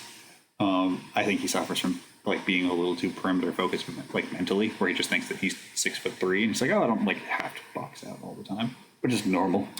Being 6'10" and really good means that people expect you to do all of those things well. When he has a runway, he can get up. Here he's going to reject this screen because Argentina creeps up high, and he's able to get up and flush it. I think that he should probably jump earlier on these things, like a lot of the time, so you can see how late he gathers. I think that he's still trying to figure out how far away he can jump from. Like we just saw, Superman jump from like the bottom of the free throw circle. But Jovic like is basically in the rim before he jumps, and I would just like to see him extend his takeoffs, so to really try to manifest the differences. He loves a T-Mac. Any sort of separation that he gets, he will just pull. And as a 40% shooter, it is great to see a young guy just be like, your hand is down. You are not tall enough. The next time down, I'm going to blow by you. And that's how he plays. It's just off that jumper and off the difficulty that comes from just challenging his looks. The passing, he makes the reads generally. There's just times where like it's a couple Like this one, it's the fine rate. He just needs to throw it with more, like a little further out, and a little bit more weight.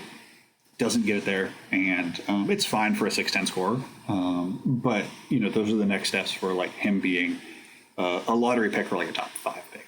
Is if he can add the flat passing, the high hips, the general explosiveness is good, but he is going to need some physical retooling just to get those second jumps and to get some of the explosiveness that, like, he's not a length freak. He's not +8, +9 or anything. So he needs to earn some of that back. He's much better horizontally than vertically, but he's not like a vertical slouch. He'll like go up to try to get this stuff, and he really, if he can be core stable, he's punched a number of guard shots where he jumps, he's able to hang in air. But again, this is another like good passing read. Like as far as 6'10" young scorers go, these are really positive signs that he's able to make these like triangle pick and roll reads really quickly with no hesitation. These are things that like often 6'10" guys can just shoot that, and instead he's making a more team focused and just like quick high field read. The scary stuff is like he's able to just plant out of these shots. Like they run this little hammer screen for him, and the footwork he uses to get this shot that doesn't touch anything. Like it does not tickle the nets even at a little bit. And he's able to do like a pretty difficult footwork of extending the range out to make sure the closeout doesn't get to him. Sorry, I thought I had to slow down. It turns out I didn't. That's the stuff that is really encouraging, is that he has extreme footwork combinations at a young age, at being a plus shooter, at being 6'10". The jumper itself is really compact. Again, a little bit arm focused, but you would expect that from a tall, skinny guy. Expect as his core stability comes in, as he gets stronger, to have the jumper be a little more legs, and like I think he should start shooting from deeper. This is my other note, is that like some of these are a little too close to line for me. Like, come on, man, get some degree of difficulty in there. Any thoughts on what you've seen of it? He is a Serbian. I don't think they put a shot collar on you if you try and shoot from too far out sometimes. My only real concern with him, and I noticed that in a couple other passes he made, is he's not really using his elbow properly. Like for that float, like he should have snapped it, kind of turned his arm farther. That's the thing. I just don't think some players just don't. Like I do that all the time. I try and throw like Tom Amansky straight arm passes. It's like that's not how you throw an entry pass. So he's also really he's pretty limited to like above the shoulder passes. Like he likes to pass out of his, like above his shooting pocket. You're not going to see him like throw from like really different release points, which I think does limit this, like how he has to be more technically precise if he's not going to have a whole bunch of release angles and like flair within that passing dynamic. It's the thing. I'm sure we'll see it. Chet has done it. I saw Poku did it all the time. Wenbamyama does it, but like these sidearm passes that are basically impossible to stop. Like it's just a way to really create a lot of space. Obviously, anytime you talk about like passing manipulation, Halliburton is sort of the king of that. That's his entire thing, And again, I don't think you're expecting Nikola Jovic to be Tyrese Halliburton, but like that's just sort of a mechanical thing for passing that I'm starting to pick up the last couple of years. Mm-hmm. Ignacio, how are you feeling about is this out of character for his performance? I feel like I might be higher than international guys are, just based on my exposure to him. No, I think the thing with Jovic is that he has been improving every single tournament, every single appearance that he has. He shows something new, or he shows something that we've seen from him, but at a better level of efficiency. So in the case of this tournament, we saw him like be this versatile shooter and take shot that require a high level of difficulty for someone at his age and at 6'10". But I didn't expect him to shoot at that volume at over 40% from three. And that's just impressive. Like he continues to rise I think he continues to rise on every draft board. And I think my question to you, because I know you watch both players and you watch a lot of Jovic for this, is Nikola Jovic or Yannick Nsosa? Where are you with that right now? If you have any sort of opinion. I think Nsosa is like more rare. And that's generally how I generally like when it comes to the pre-draft years, just like sort of rank players by the idea of them until like those ideas stop, like until they get away from that development track. And I have to check in again with like how Nzosa's doing, but like there's just not dudes who move like that ever. Like I say that as like, you know, we have Mobley and we have Wemby and like, but like, man, that's a hard thing to pick over. And I think might be a different level than those guys. Yes, like, he is. He's terrifying to watch move. Yeah, I'm definitely in Nzosa. I think I don't have like a board, but I would have him top 5 right now, just because until he proves that he can't handle. I mean, that's kind of what I was like with Baji for a while. I had Baji fairly high because it was like until this guy fails, he's too. The tools are too, as Grib always, our good friend Mike Gribinov always says, for big men prospects, it's tools first, and Zosa's tools are like superhuman. So yeah, and also like his development. I mean, I remember I think Ignacio is the one who pointed me to his Stella tape like 4 years ago, and like it was maybe the worst hands I've ever seen. And I coached like middle school players for like 5 years. Like I mean, just like people who've never like who were playing basketball because they were forced to by a parent had better hands than what like young Nzosa had. So I think that until like if Jovic shoots 40% on like these attempts for another full year and he's capable of getting stronger, like that's a conversation. But right now he's not presenting a rare enough archetype for me to get him over Nzosa's like just wild movement skills. I mean, like, come on. All right, let's pivot. Wait, Pete, before we go into Houston, I haven't seen any Serbia full games. I've only seen some clips. I just have some questions about like Jovic, like about his. I mean, because like those, I mean, the handling, the shooting, and like the playmaking flashes, like that's a pretty wild combination for someone that's 6'10". What do you see like his role being on both ends of the floor? Like, is there any chance he can be like your defensive anchor as a 5? Because like if he can shoulder any, no, he's not like that. I think he's a like a version of like his archetype is essentially like what Gallows would look like if you put him in the modern NBA, like where you're just like, okay. He's a better mover defensively, and I think he has a lot more want to than Gallo did. Gallo is very much like there are people who are paid to play the piano and people who are paid to carry it as a idea. I think that Jovic like wants defense, like is more attuned that way. But I think the archetype is just like he's a murdering 4 who like is going to. I mean, the ideal version of him is you can't put 3s on him, you can't put 4s on him, and it's sort of the Michael Porter Jr. Death by a million archetype problems idea. Got it. Yeah, no, super. I'm looking forward to kind of catching those games, but that was just the one question I had. All right. Well, from one superhuman shooter to another, Houstan's numbers did not back it up on this tournament, but I can say as a 4-year Houstan viewer, this is the worst I've ever seen him shoot, and I just think it's a blip. If you give him enough shots, he's certainly going to put it down. Robel, walk us through, Canada's big wing.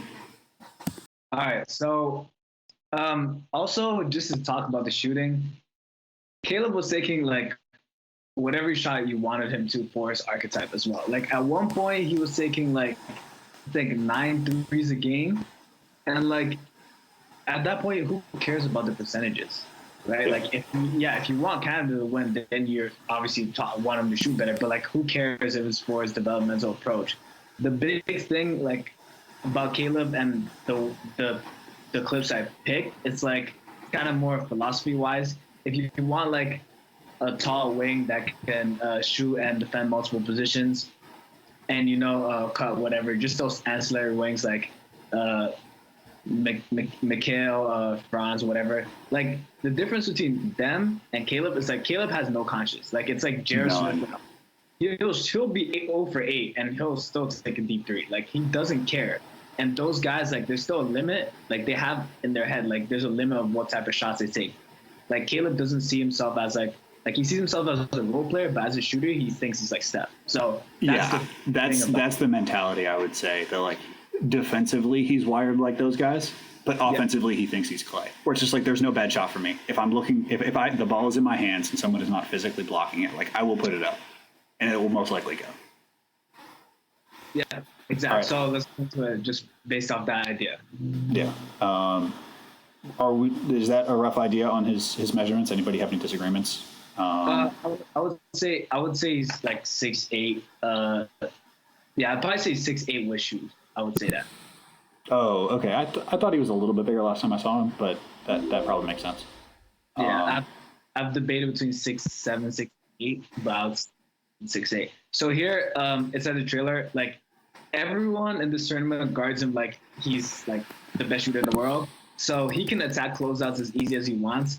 The way he attacks closeouts is kind of like Franz Wagner. Like I've made like there's a lot of similarities between them. Like it's not like he doesn't take great angles on these, just like Franz does. It's kind of like rigid instead of an angle. But here he takes his floater, well. I don't like this. I want these floaters to be mid-range pull-ups like instead. And like he's way too good of a shooter to be shooting floaters instead. Like shoot the mid-range pull-up. So in this second clip, there will be a rewind. Caleb's a very smart defender, and he's very good positionally. My issue is he doesn't have the quickest feet. So like here, he needs like 4 steps to get back to recovering for the jumper. The guy's a bad shooter, but there's no contest there, and that is a little bit concerning. I think he'll be like a plus on the defensive end, but not a major one. So this one here, Caleb has an elite jab game. Like he went to Nembhard and sidestep pull up. I want him to take those instead of selling for a floater or whatever. Like, is this the replay? We're gonna see it again. Yeah. Okay. So here, like he doesn't just like reject the screen. He jabs that way. Like he jabs towards the screen so he can get an extra step. He's not the burstiest guy or has a great handle, so he does have to. He's not always going to get great shots. He's not like a scoring wing, but Did you talk about the shooting pocket on this one? Did you talk about the shooting pocket thing? Oh yeah. I forgot about that. So Caleb, like he kind of shoots like this. I don't know. Like it's hard to describe it in words, but he kind of shoots like that. And Josh Christopher, Lonzo Ball have these same issues. Like PD has talked about it on his. PD has talked about it in the past. So I was watching, seeing like, does it limit him from taking shots going right? And in that clip, like it doesn't. Like he's comfortable shooting just going straight up to the right. Like it's easier to do it when you're pulling up, but I think it's not an issue right now for me. And seeing between the misses and makes, I've watched them like a lot of times. There's no like issue where like, oh, he doesn't shoot like worse on the right side or whatever. So here, I think we'll get a replay. Just like I said, he's a very smart defender, but his tools aren't great. So he has no recovery ability. Here, he sees like the pass clear going to be there, but he can't get it. That's fine if you don't get it, but like there's no way, like he can't do anything else right after that. Like he has to be covered for it. That's just puts a ceiling on his defensive impact. So that's just like I would rather just him be more conservative as a defender. So here he rejects the screen and he makes a skip pass when he sees the guy go to Prosper. Caleb's a very, very good passer. It's just the handle does limit him a little bit, but the NBA is going towards a league where there's no one guy just pounding it out and every other guy only having like 7 usage. Like we see the Hawks, like that's what NBA teams kind of want to emulate towards. So he can have 12 usage, but he's still allowed to have a ball screen and be able to do this. It's just obviously he's going to be limited if you make him do this 20 times. But him just having this ability, like this matters. Like he can run this 4 times in a playoff series, and he's still a threat with a shooting ability as well. So I do think like that passing is important here. Like I said, like he has some grab and go ability. If no one picks him up, he's shooting the ball. And this is like the shots that I want him to take. Like just pull up. Like if there's a contest, it doesn't matter. Like I love his self-organization as well, and like just what's called the balance on the pull-up jumpers. Here, this is an amazing stutter rip. I know PD loves this move. So I haven't seen someone get this much separation off a stutter rip in so long. And like PD is like watched by like a million static rips, so I want to hear his opinion. But this is like crazy separation. Like, look at this. Especially like, considering he's not super quick. He gets a ton of it. And I'm pretty sure that's Baji, right? That's Baji, right? I'm pretty sure that is him. Yeah. So like that's not like a super plotter or whatever. But like the big issue is there. Like he missed a layup. Like he does have issues struggling to contact, but he's not afraid to play through it. Here, this is just another type of shot that playoff wings that his archetype have to be able to shoot. I love his footwork on this. I love this is one you see from him a lot, where he just like he loves sidesteps, like closeouts. Like he's not Malik Monk, where like closeouts don't matter, but he has counters to every style of closeout just because he's seen so many of them offered. Yeah, and Senegal is like really athletic. Like some players would be like wanting to pass off that shot, but he just doesn't care. So, like I said, like he does, even though he doesn't have the greatest tools, he does like. He's from he played with Cade, Scotty, and all those guys, and he was playing as hard as all of those guys on defense as well. And here, just protects your shot. He has no bounce, but he still manages to affect it. And here, just runs hard on the closeout, which I like. So it's just like he's definitely going to be a plus on the defensive end, regardless of how slow he could be. This is just another shot. Like, it doesn't matter how bad the passes were, he was still going to shoot it, which I love. But he isn't like very strong. So deep threes can make him cause like some bad misses. So when we talk about him being a great shooter and he's like hitting side backboard, some people would be like, oh, I don't know, like, this is kind of shaky. But like, it's just a strength thing. And when he's in college, like we're going to see him in Michigan, like I definitely think that's already going to be worked out. So call that Tony Snell syndrome. Or sometimes Tony Snell takes more than one step past the 3-point line. If he misses it, he's going to miss it by 3 feet. That's how he shoots. Is there a better fit of a player going to a school for a wing than him at Michigan next year? No. No. Robel and I were literally talking about this like maybe 30 minutes before the stream. That like Houstan at Michigan is so perfect. Like he's gonna get. Like I mean, ideally, I want like his role to look a little bit like Franz's, like for the most part, in terms of getting those second side pick and rolls, attacking off of movement, getting closeouts, and then like obviously, I mean, we're talking about people on two complete opposite ends of the wiring spectrum when it comes to shooting the basketball with Franz and Caleb. So I mean, like I think it's an absolute perfect fit. Like they're gonna have other creators. Like, he's not gonna be tasked with this usage that he has with Canada right now. I think it's about as seamless of a fit as you could ask for. Yeah, he's one of the rare guys who has a higher usage in for his national team than he does for his high school or AAU teams.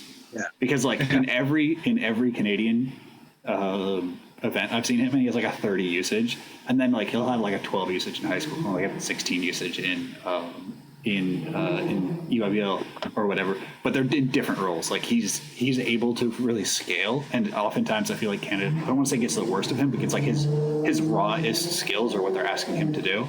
And then when he's scaled down, it's just like he doesn't have any fat in his game. It's really interesting. I want to see how deep he can really shoot from. Like Bobby noted that he has a couple of like toes on the line pull-ups, and like just shoot it from deeper.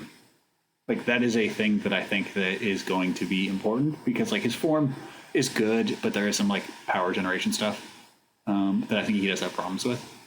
As far as like critiquing a 40% shooter, his release isn't slow. Like it's a little bit deliberate in the gather, but like you rarely see him like get any kind of like real contest on his shots. I'm just curious to see like where this draft has really made me think about like 5-tool shooters, where it's like how many different ways can you shoot, and like he has a chance to be a 5-tool shooter, but this year is going to really determine what that dimensionally looks like, because we've seen snippets of him showing everything, but it's been in circumstances like these where he's either had struggles or he's just like usage is sort of unfamiliar to him. Yeah. I just think like with deep threes is like he like just doesn't take them because he's just not strong enough, and when he does, sometimes his legs like click in and out. Like it's just definitely a strength. That's why I think he avoids some of those. All right. Any last thoughts on Houstan? I mean, I feel like he's somebody that is one of the more familiar guys in this group. Mm-hmm. He's top 5. I mean, this isn't the performance to stake that on, but I certainly can get there. All right. Jake, tell us about G League Ignite commit Dyson Daniels. Did you have priors on him before this? I had 0 priors. I'd never seen him play basketball. I had no clips. I didn't know what he looked like. Nothing. Absolutely nothing. I was just scrolling through some of the box scores. He had some interesting box scores, and he was going to Ignite, so I figured why not. And he is fun. Good prospect. Good prospect. I'm excited to get into this. Okay. Ignacio, is this a guy that you had eyes on before, or do you generally not get as much into the Australian guys? No, I definitely watched Daniels before, and he has grown not only in his game but also physically. Just a year and a half ago, he was 6'4", and I don't want to say an afterthought, but definitely not one of. He comes from NBA Academy, and he was not one of their main prospects. Remember that NBA Academy team had Mojave King, Joshua Giddey, I think Olivier Maxence Prosper was there. And so Daniels was kind of late into those NBA Academy rotations, but he grew 2 inches in the subsequent years, and he had a breakout performance this year in the Asia Cup qualifiers against New Zealand. The senior team of New Zealand, he dropped 27 points, something ridiculous like that. And now he's on everyone's radars, including my own. Yeah, I had seen him maybe like 2 or 3 times. I don't want to say like I had a firm grasp on him. I certainly didn't have a grasp on him as like a G League Ignite level guy. It's difficult to balance all of the areas of basketball. Like, I mean, that's just a reality. It's so much ball to know about, and just like to have eyes on every single guy. Australia's kind of been one of my weaker points. I want to say I've seen catching guys early. That's why I ask you, is because like I get it here or there. Like when you watch Giddey, like I saw a little bit of him, but I wasn't like I didn't have like serious eyes. I had like 2 or 3 notes or something. Okay, so let's jump into it.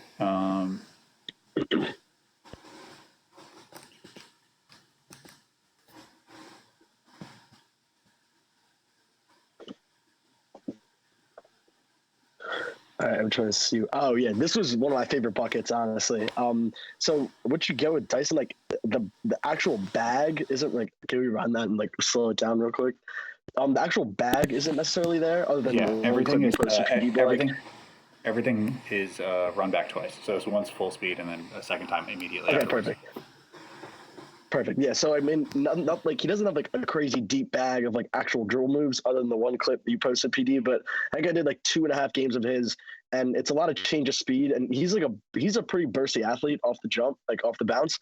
His first step is pretty good, and like I love this bucket right here. Kind of just like has 3 defenders, or maybe like 4 for a bit, just like eyeing him, and he's kind of just weaving, waiting, and then kind of it just explodes and gets to the rim and with a tough finish. I love that change of pace and that craft, which is pretty evident from him when you watch the film. This is some defense. Oh yeah, so he's a really weird habit of like he's very good positionally, but like of just showing the charge way too early. He did it like 2 or 3 times in the games I watched, but just good positionally. And then when you'll see on the replay, like he's a pretty good athlete, at least in my grasp. Like you'll see closeouts here. He's going to split the difference between 2 guys on the corner. It's a good stunt on the reversal. He's going to close out, and then like there's a really impressive hip turn in here. Like he's going to split the difference between these 2 guys, close out, and then just like that's really fluid to slide, and then contest, and I think he pokes that ball out. But yeah, I didn't get a ton of his defense because they played a lot of zone in the games that I watched, but now possession was good. I think this is another one. He can be really good at the point of attack. I think with his tools, he's quick laterally. He has a good frame at 6'6", and this was just another one like switching onto Mike Miles, who's pretty quick for USA, and just giving him some trouble at the point of attack, getting into his stuff, sliding, cutting off that drive. Like just I tried to pull what I could from the defense stuff because there wasn't a ton of noteworthy things there. But I liked a couple of his point of attack possessions for sure. This one, I think, this is his made three. We got to talk about him as a shooter. He might have like one of the weirdest shooting profiles on film I'd ever seen across like a 3-game sample. He's clearly like a time and space guy, and we'll get to like he doesn't have a ton of versatility. But I mean, this goes in, but there's a lot of motions there. You see a hitch on the rise up. There's just kind of a lot going on. Wide base, all that stuff. PD, I'm sure you could break that down. But yeah, I mean, you want to just do that now? There's a bunch of shoot. Yeah, let's do it now because like I have a bunch of other ones in here. This is probably like you can run back to the shooting clip, honestly, and we can talk about that because like there's a lot to get at in that one. Yeah, I mean the first thing that jumps out is that like he loads really slowly.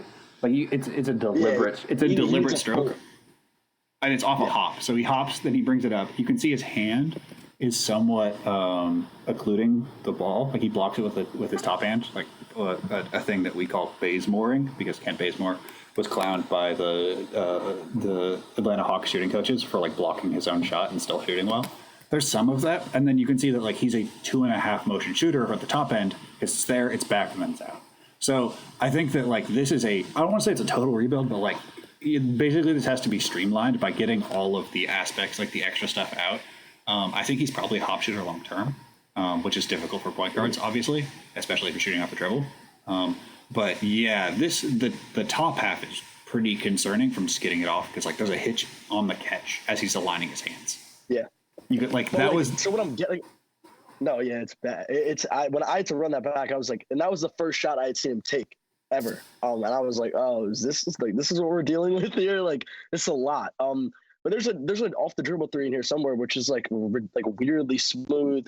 There's another one where he like, I don't know. I think when he has time and space, he kind of eases into it. But yeah, there's a lot going on there. He's also taken almost 30 threes. Like he's not. That's the other weird thing. He's taking them. It's just like it's the opposite of Nunez. You're like, okay, you're taking a lot of these threes though. Yeah. No, 100%. All right, why don't you get back into it? Like you run back. That drop because I did like this drop and like this is what you'll see from him. Like he's really good at changing pace and then like exploding once he sees that lane. So like so you get like kind of like semi pick and roll. And then, I mean, the lob is a little high. Like, that's a pretty impressive catch by his roller, honestly. But, I mean, it's the thought and the process that's there. Like, you see him slowed up, load into the screen, and then boom, like, he's hitting that, and he's hitting that lane hard. And then, again, he's a good passer for someone who's 6'6". I don't know if I view him as, like, a total point guard long-term, but, like, as a secondary handler who can make reads, I absolutely buy it. This is off movement, where he's, like, fading. He doesn't fully get squared. The release is a little bit quicker than the one we saw before, but you can just see like that's not really viable long term. Like you'll see right here, he's fully just like going to his left on the release. Really severe valgus collapse too. That is. Yeah, and he has another one identical to that. I wasn't able to fit it into the 10 clips I sent over, but like that. Yeah, you mean you see the lower body, the knees are coming in, and just like. It's just like there's not a lot of good going on there. He shoots. That's just like I don't really know what to make of it. He shoots. I mean, to me, that's a positive. The fact that he's like understanding that he's getting them up. All right, yeah. So this was the negative clip I had, and this is one we saw with Chet before. Like his advantage creation is extremely elementary. Like it's not like a simple crossover. Again, like everyone's gonna think I'm being too hard on because PD posted like a really smooth behind the back, but that was not. Like consistent in the games that I saw. It's a lot of straight line drives, and if you drive, I'm going to spin or just hop into a floater. And Chad has some ability there to stay in front of him. But I'm trying to. So this is that's off the dribble three, which looks completely different. Like that's where I'm just really really confused. Like obviously it's not textbook form, and he still gets the time and space. I think he hops into this one. Yeah, he hops into that one. But like that is way way smoother than the one we saw before. So like that's where the confusion comes from, honestly, because like I don't know what to make of it. So yeah, this is his advantage creation. Like you see him get cut off there, and he kind of just resorts to these spins. Like it's good touch and impressive. Like it's an impressive floater going forward momentum, getting relatively on balance. But like you can just see, I mean, he has like Tennessee syndrome a little bit when he gets cut off. He just resorts to a spin move. Mm-hmm. There are like a couple other clips in here. He had one against against Team USA, where it's just right to the spin move and doesn't really experiment with counters. This was a read I liked a lot. This playmaking read. He's not quite there on like the velocity of the pass. Like he can't even get it there without it bouncing. But I mean, to make that read at 6'6" on the like he's making this on the fly, throwing it off the live dribble. I mean, he's coming around. It's easier to see slow motion. Like he's coming around. He sees Bona's making that. I think that's Bona. Yeah, Bona makes the hard tag there, and he's whipping that to the strong side or weak side shooter. But yeah, like he's a legit passer at 6'6", and like that definitely pops at me. Like he's a smart player with good feel for sure. And then this one, this is the one you threw in there. I was like, I didn't see this clip. Yeah, this is probably the best handling moment by a country mile that I'd seen him. And this, like, if this can be a relative mainstay in his game, like that opens up a whole new level. And like the finishing is good. Like he's super crafty around the rim. But yeah, he definitely a good prospect, and I'm excited to see him at Ignite. So my biggest question is like, how do you view his processing? Because like at times I thought he was overthinking stuff. Like you could see the wheels turning. And other times he made really instinctive reads. Like, what do you attribute that to? The difference in processing, like speed and processing style. I mean, like, I don't know if I could like explain the discrepancy between them. But, like, I definitely know what you're getting at. Like on that pick and roll read, that's a really thorough process. Like he knows who to tag, he sees the tag, and he's making the read. But then, yeah, I mean, there are a lot of like instinctual, just reactive stuff too. Like you saw it with some passing, you saw on the defensive end with some stunts and things like that. I mean, I think he's like a good processor, and like I think he thinks the game well. Like you see that in his passing, you see that in his positioning on the defensive end. I don't think he's this like ultra processor or like ultra thinker. But like I definitely think, like you mentioned, like the wheels are always turning, and like that's even the turnovers that he had. Like you can see where he's going, and like you can see what he's trying to do, which is important. So we all thinking. I want to talk for a second about, you mentioned his valgus knee, about like what that actually means, because I feel like that's a term people should know more, specifically for basketball players. Is that's sort of tied into energy transfer. So when your knee goes valgus, it's knock knees. They go in, so the energy doesn't. And I think that's definitely, he has some mechanical problems in his lower body. Daniels does specifically, where like his ankles aren't turning with his knees. Like even on that nice dribble, he almost stumbled. And it's sort of, I mean, if you want to like the opposite end of the spectrum is Shea, who seems to move all of his limbs as though they're one, like they just have perfect fluidity. He has perfect sprinter form. Dyson doesn't really get low, which is a big ankle thing. So I'm wondering if it's an ankle issue, not even necessarily an injury, just like his ankles aren't super flexible. That's something that happens to basketball players. Actually, Houstan kind of has that too. But when your knees go valgus when you shoot, your energy transfers up into your knees, and then less energy transfers up. That hurts your strength. That hurts how far you can shoot from. That hurts your fluidity, and it also hurts your knees. Yes. Because the energy can't be, matter. It cannot be created or destroyed. It has to go somewhere, and it goes into your knees, into your ligaments specifically.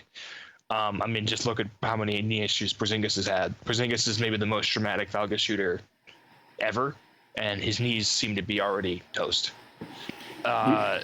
It's concerning. I mean, that's something mechanically you can fix, but I always wonder with that if it's an ankle, like your ankles just don't. Some people have, look at Kyrie. Kyrie has like maximum ankle flexion, whereas like, I don't know. Lonzo. Yeah, Lonzo. I was gonna say like DeJuan Blair, but I guess his ankles are probably a problem that contributed to his knee issues. Yeah, Lonzo has bad ankle flexion. Or like Rose has great ankle flexion, but he relied on it too much, so it just traveled up through his knees and destroyed them.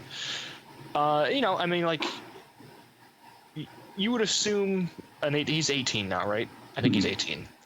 Probably doesn't have severe ankle issues as an 18-year-old like I didn't. I have ankle knee issues now. I'm 32, but that's different. But like, yeah, Giannis is someone who has great ankle flexion. He's able to power through. That's a concern, and that's sort of, I think that puts you at a huge disadvantage as far as working out mechanics of your shot if you can't get power up into the shot as easily. Steph is maybe another ankle flexion master. Like, he has incredible ability to rise from anything. Yeah. So, that's a concern mechanically because I like Dyson otherwise a lot. I think he's probably a first-round pick, but Yeah. I mean, you can like I don't want to. Sometimes we view the same way we view frame as like this immutable thing. You can like work on your ankle flexion and your hip flexion and all that. Like that can be remedied by any trainer worth their salt. Can at least give you some more range of movement. Yeah. That's what yoga is for. Yeah, and if there's one thing that the league has been good at has been like getting like one of the bigger contributors to valgus collapse is like really tight hips. Like it's not comorbid.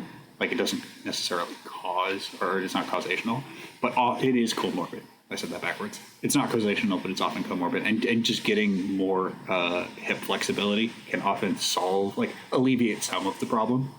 So you'll often see guys like, I think this is one of the biggest issues with BJ Boston is like BJ has really like tight hips when he's like trying to load.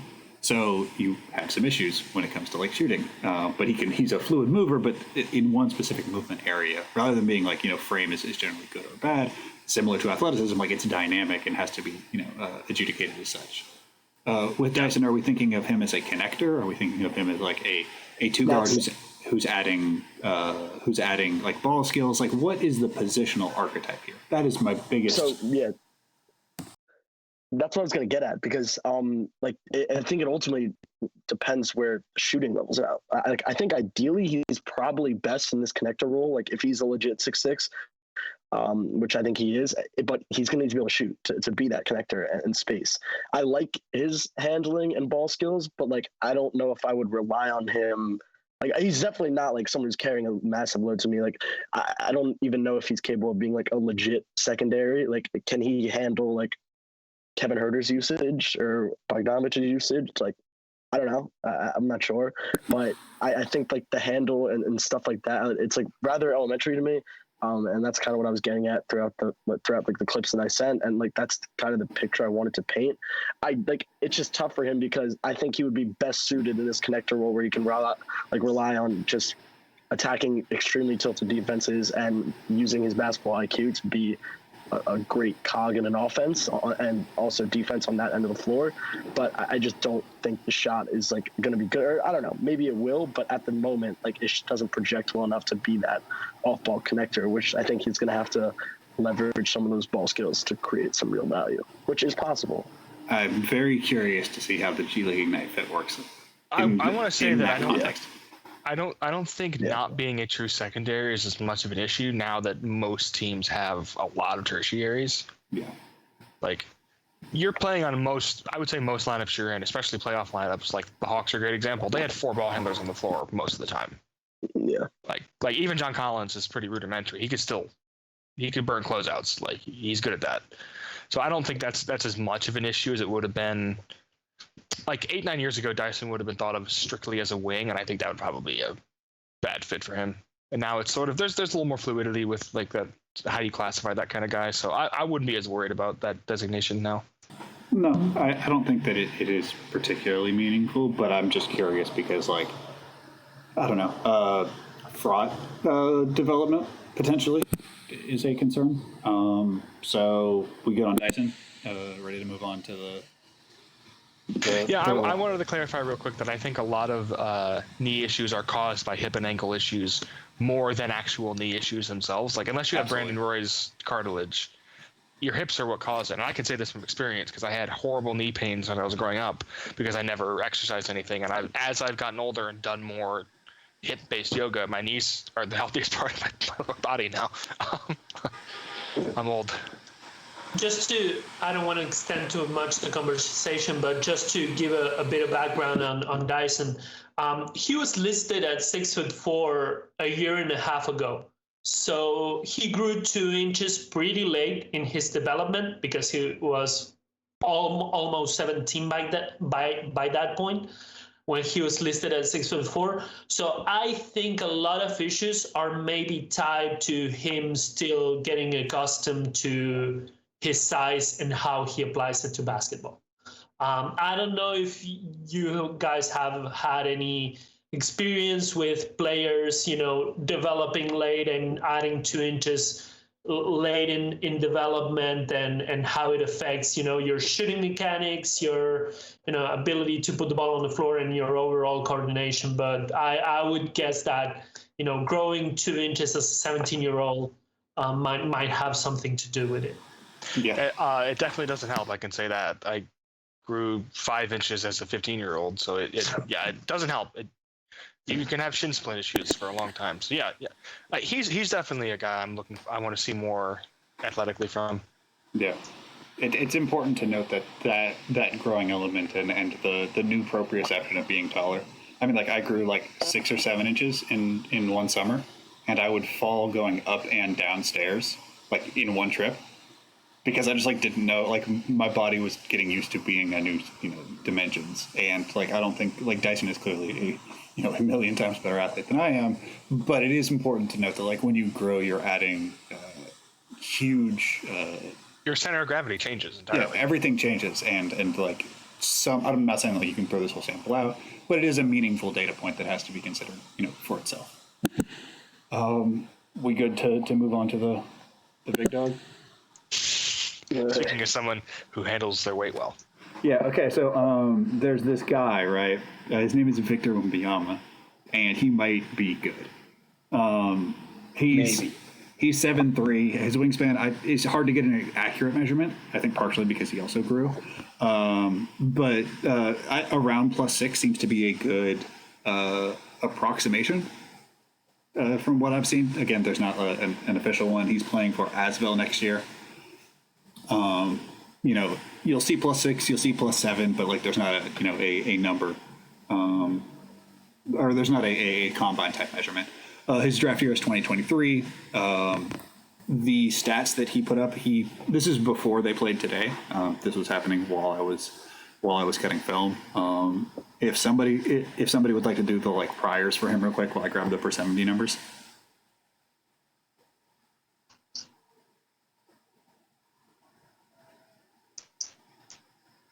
Anybody want to jump in with their priors on Victor and how long they've seen him while I try to find the Grib tweet? Yeah, to me, the first time I saw him was 2019 at the Under-16 European Championships. That was kind of his coming out party.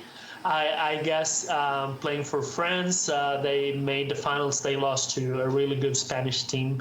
And just, to me, I've watched Victor a million times. When I watch France, I don't even take notes on him anymore because I just enjoy the experience of watching him. But it seems like every time I watch him, he is better, more efficient, or added something new. And that to me has been the experience through this entire year, where at the beginning of the year, I think we talked of Victor as, clearly the top international guy in 2023, but, not yet in that conversation as the best prospect in the world. And now after this tournament and after all we've seen on his first full pro season, I don't think there's any doubts that he's the best prospect in the world. So the journey he has done in this first full year as a pro has been nothing short of amazing for me. So those per 70 stats are 22 points, 13 rebounds, 3 assists, about 9 steals, and 7 and a quarter blocks. Oh my goodness. 5 3-point attempts, 20% free throw rate, and about a 50 efficient field goal percentage. Playing not the easiest attempts. Like the craziest thing about Victor is that it's not that he's taking pick and pops. He's taking fades. He's taking Dirk shots. He's taking wild shots. He's taking logo jumpers, which is certainly something. I mean, you can look at the numbers and be like, oh yeah, sure, he's turning 20% from 3, but the idea of a 7-foot plus player, not even a 7'3", but a 7-foot plus player having this shot diet is enticing. It's also that this is not his U19 season. This isn't even close to his U19 season. He could play in another U19 tournament if he wanted. Yep. He's 2 years younger than a lot of these guys. Yeah, special prospect, and I think that this is like I think his international coming out party. And so like with Wenbamyama, like the big thing is that like mistakes don't really matter. So like here he steps up, which is a thing you're never supposed to do. When you're helping out, you're supposed to always step sideways because that gives you a better angle to recover. So yes, he has like very good defensive instincts, and yes, his movement skills are truly rare, but he's still learning. And like that's I think the difference between a lot of like what we see from good prospects is that like sometimes it can feel like a coronation where they're still like they're just dominant for their age. Not only is he playing up, he's playing like with mistakes, and the mistakes don't matter because he's still able to recover and make plays when he makes a mistake, which is the true like stamp of a fantastic prospect. Lithuania here ISOs. They finished this game with 2 attempted ISOs on Victor. The first one ended up in a terrible shot. This one he basically pins and cleans. He still has really high hips. He still has some trouble with physicality, which is to be expected. But the difference between him and like a tier down of a prospect like Mobley is that like even if people get a little bit like get a full step, he can clear. And like the recovery like radius of what happens if you get into his body like almost doesn't matter. And it will be a block. It will be a extremely low percentage shot. Like this game versus Tubelis, like Tubelis gave Mobley trouble. Like I picked the Arizona game because Tubelis gave Mobley problems and gave Mobley's physicality problems, and it did not offer Wemby anything similar. Here we have a high pick and roll catch. Again, this is a 7'3", 17-year-old able to double pivot and then spin and finish through contact. Taking what can only be described as a Kareem Abdul-Jabbar shot. Yeah. That's what that is. That's what that looks like. This is extremely difficult movement, even before you add in the fact that there's a contest there and like what is called a foul. His footwork is impressive considering the fact like he's still like there's a chance that he's not done growing, which is a little bit concerning. I'm not gonna lie to you. They run him off like motion to try to get him into space, and like teams do have to show him some form of gravity. Doubles can at times be a problem where like he doesn't always see rotations defensively, especially from guard angles where he's still like getting used to the idea of getting like I think this like these guard reps or perimeter reps. So like people can surprise him when he spins or when he crosses out, but like this level of movement at 7'3" is really crazy. To get a hard closeout, to be able to target a high foot, to go between the legs and not lose any energy, and then be able to spin immediately afterwards. Like usually if a guy does one of those things, you're in a great job as a prospect, and he's coupling them together. Sure, there's a mistake on the kick out, it's called a foul, whatever. But this is still the wild stuff, the movement skill aspect where there's so much more to be gained. He also gets hit in the face a ton. He gets a weird whistle, which is common with huge people. Shaq somewhere nodding. Against smalls, teams will load up. The biggest issue that I think happens with his offense is he doesn't always get super great looks against super smalls. He's just not capable of like putting his shoulder down and like just punishing versus a complete overload, which like, again, that's a hard bar to clear when you're playing 2 phases up. But the fact that he is comfortable taking these back shoulder fades, pretty impressive. High pick and roll, able to triangulate. Here we're going to get versus a big, sort of the same idea. Fakes and then takes a solid fadeaway, but like I think that I would like to see him process a little bit better when he recognizes there's single coverages and then he has time to work. Like there's not a double coming from any real legitimate angle on this one. It's maybe big to big, but even still, it's not going to happen. So I think he rushed into this a little bit, but like there's not really a coverage you're supposed to have for that kind of thing. I want to point out that the release point on that one was absurd. Yeah. That's not like the way he released it relative to his shoulder as far as like a shooting platform is bonkers. It should not have come anywhere near the rim. Robel? And that move, it kind of looked like he just thought, like he's like right when he caught it, he's like, okay, I'm going to do this fake, and then like it was like a predetermined decision, which like also isn't great, but like you probably want to see him like try to react to the how the guy's guarding him or whatever. Just seems like the fadeaway too. It just seems like, okay, I'm gonna do this move regardless of how the guy guards me, because I'm like, it's okay to do that because no one can guard him regardless, but something to know. Yeah, I mean, it's difficult because on one hand, like we talked about this with Nunez, where like Nunez was able to make decisions that were kind of like not tethered to the action at lower levels, and we played in U19, again playing up, he had difficulty. But like Victor doing, again, I would say this is the same sort of idea. Just there's no way to punish him because the sort of people who can punish him currently play in the NBA. Like if it's not an NBA player, it's basically not going to be I think Bona might give him some troubles on certain plays, but broadly, like with Victor, there's just not this, there's not a pressure for punished mistakes just through natural talent, because like we're talking about a truly rarefied prospect. I also say, like, I agree this is probably a negative play overall, but I also want to say who in the NBA could hit that shot in a game? Not many. Like Giannis, maybe, if he practiced it. Mobley, like that's a Mobley special. That shot is a thing that, like, I mean, we've talked about how like Mobley over relies on that at times, but like that's certainly a thing that he's capable of. And of the bigs that are coming in soon, it's like basically Mobley and Wemby. Like Nzosa's not doing that. A defensive thing that's really funny about Victor is that he will get knocked out of spots and it just doesn't matter because he's able, as soon as he lands, he recharges and pops up. Like there's Did you get the Tubelis one? I don't know if I got the Tubelis one. Okay, there's the one where Tubelis just attacked him in transition and basically like hit him center chest, and Wemby like faded, like collapsed inwards and turned away, and did like I know there's no way to describe it other than he had like the 2K animation where you get stun locked, and then he just turned and blocked it with his left hand anyway. It was like, oh, okay, it doesn't matter. Which again is not what happened when Mobley played him. Like it's hard to say that that's not like comparing somebody who gave Mobley problems. Like this is his 1-to-1 comparison we get to almost like 20-year-old Mobley, and like Wemby is not having any of the similar problems. oh my god. Yeah, this is not how people don't move like this. Like no, it was up you, my bad.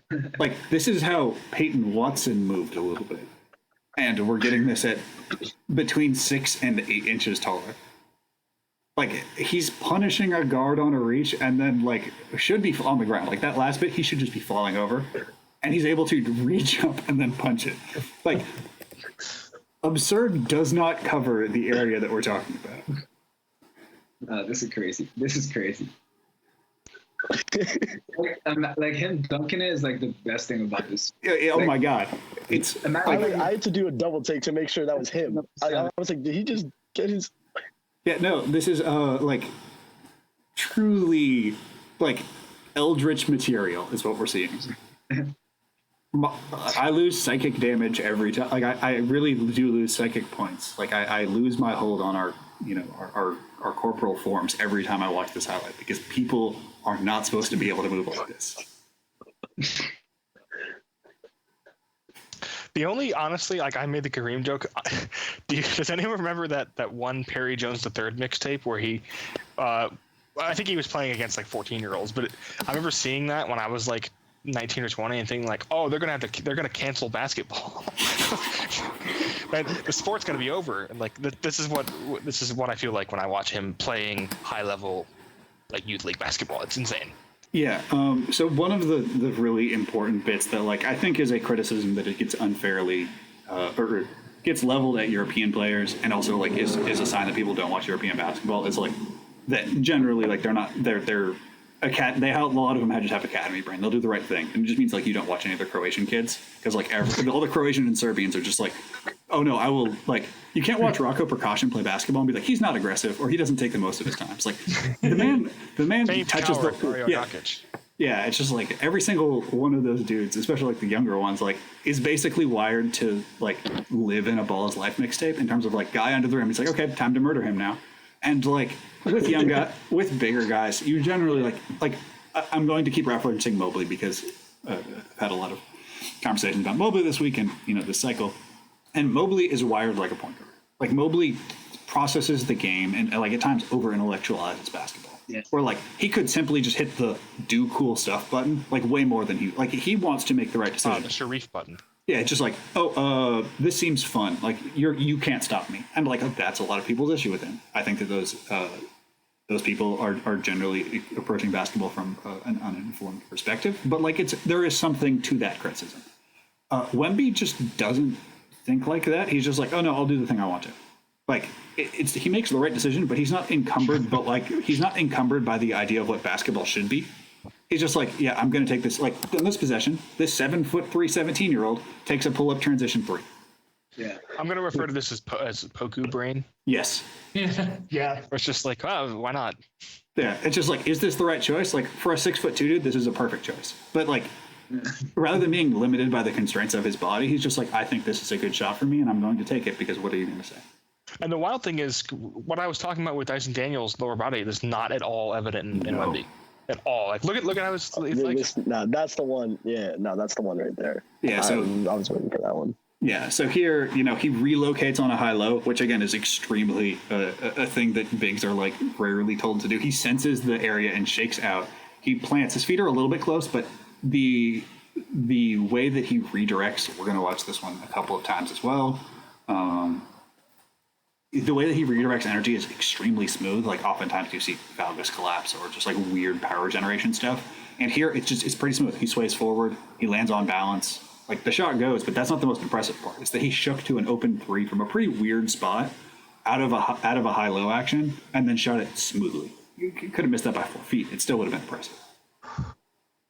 Like, Rudy Gobert is a pretty excellent athlete for that size person. Rudy Gobert could not do that in a practice. Like his ankles would explode. And so here we get another switch, and like we're gonna have to come up with a term. I mean, I feel like most people who watch this, if you're one of the like 40 people or whatever who have stuck through this marathon, and again, I thank everybody who's here. I think our participants. This one turned out a little longer than I thought. I thought we could do this in 2. It stretched over, and I'm thankful for everybody being here. But like, we're gonna have to come up for a term where a big wants to switch because they're gonna kill you. It's like a trap card in Yu-Gi-Oh! Where it's like, oh, you thought you wanted that? Psych. Because that's what happens with Wemby. It's like he gets switches and he's like, oh no, you're not. I'm not locked on this island with you. You're on this island with me. And then he just punishes them. We call it snaking pick and rolls. I'm gonna call it mongoosing a pick and roll. Yeah. Yeah, like come down on the briar patch with me. Let's see what goes. Come on, let's get what's going on. Yeah, Bam likes to do that. Yeah, And Wallace like to do that too. That video that went viral with the lions like following the guy like in the zoo, and he's just chasing him around like where the direction goes. That's like Wemby, Mobley, and Bam playing defense like whenever they're against a guard. Like they just overreact to everything, but like it doesn't matter because they have amazing tools and they just want to embarrass the shot, like just embarrass the guard. It's like, how dare you like think like you have something here? So there's that's what. There's this is pretty nerdy, but we're pretty deep. In Fallout New Vegas, there is a moment where you kill a bloodfly, which is a very small creature that you kill in one punch, and then you go over a hill where they're like, hey, the game tells you like you shouldn't go here, and in the distance there's something that looks a lot like a bloatfly. It's this like small little flying creature.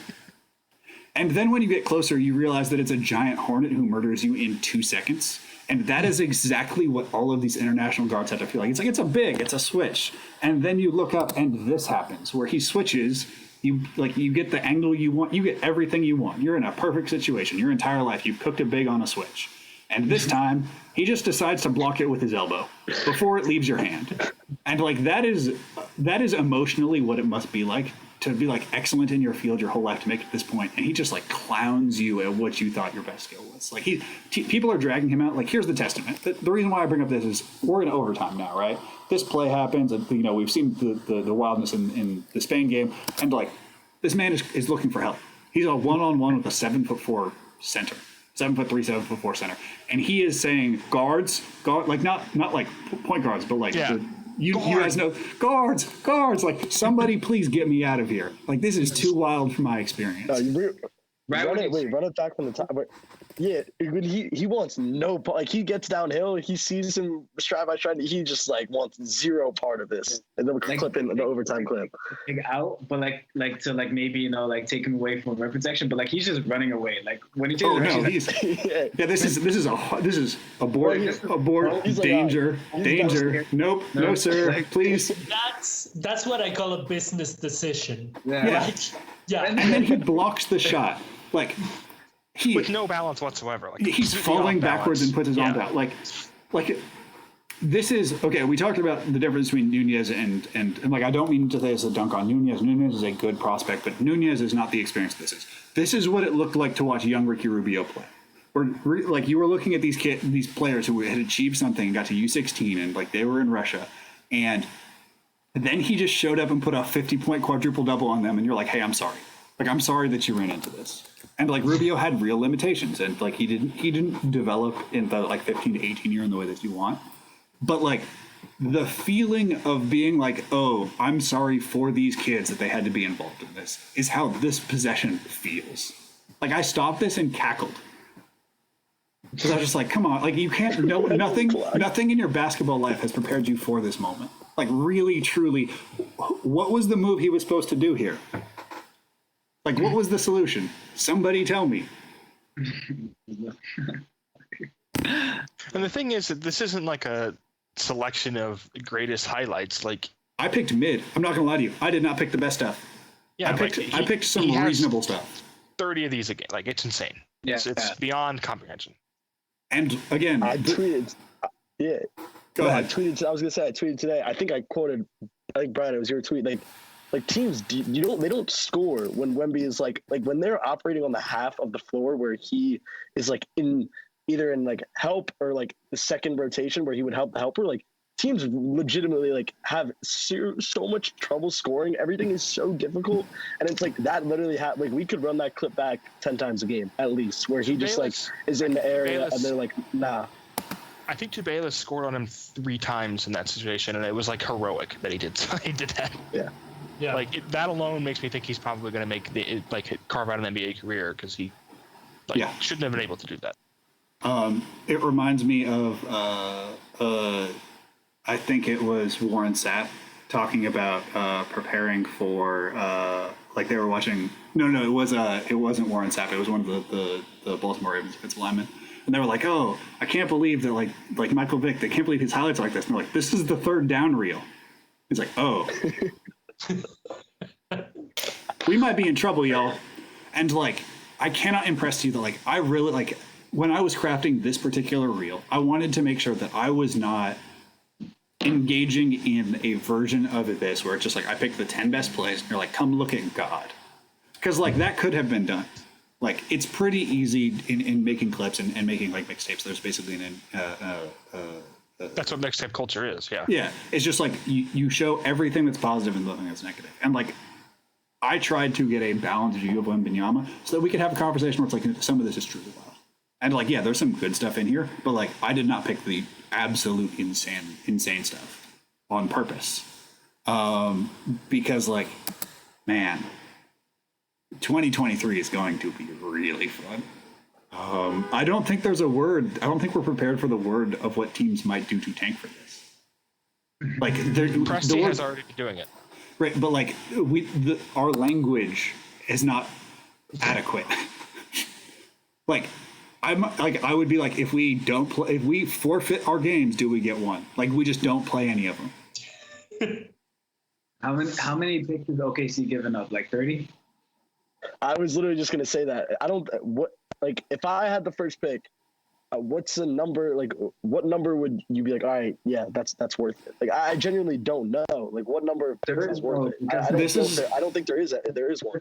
This is like maybe when it has to be 10 double digits. This is like when there's no number that's worth it.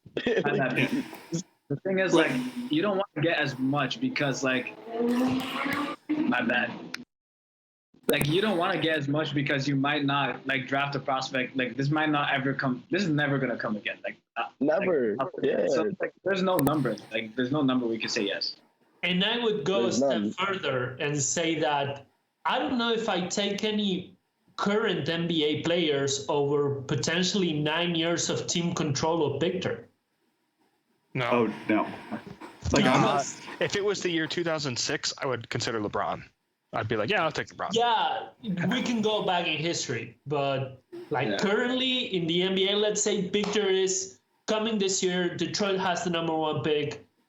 I don't think there's any player, because just 9 years of team control of that player are much more enticing than a player that will leave in 2, 3, or 4 years. here's the thing: is that like Sam Presti did the thing that every like NBA 2K person who also had college basketball, like the NCAA college basketball game is where you make a 99 and then you load them into 2K. And you trade literally, like you trade everybody on your roster to get enough picks to trade up because you know how good the player is. Mm-hmm. This is essentially what like Sam Presti is preparing to do. In my understanding, is just being like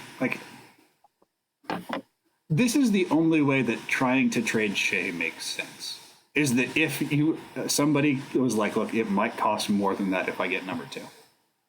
Because, like, how many picks plus Shea would you take for 2023? And I don't mean that as, like, facetiously. Like, I'm being dead serious. I personally wouldn't. I wouldn't. I'm not. Because I'm contractually obligated to not be allowed to trade Shea. My brain will not allow me to comprehend that concept, so I can't do it.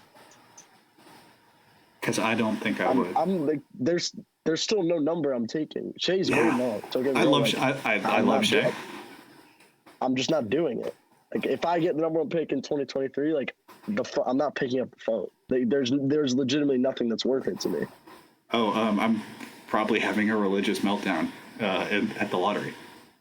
Literally, like I mean, you guys know the GIF of like the video of the coach screaming in the locker room, like in like March Madness. I think he's like a Utah State coach or something.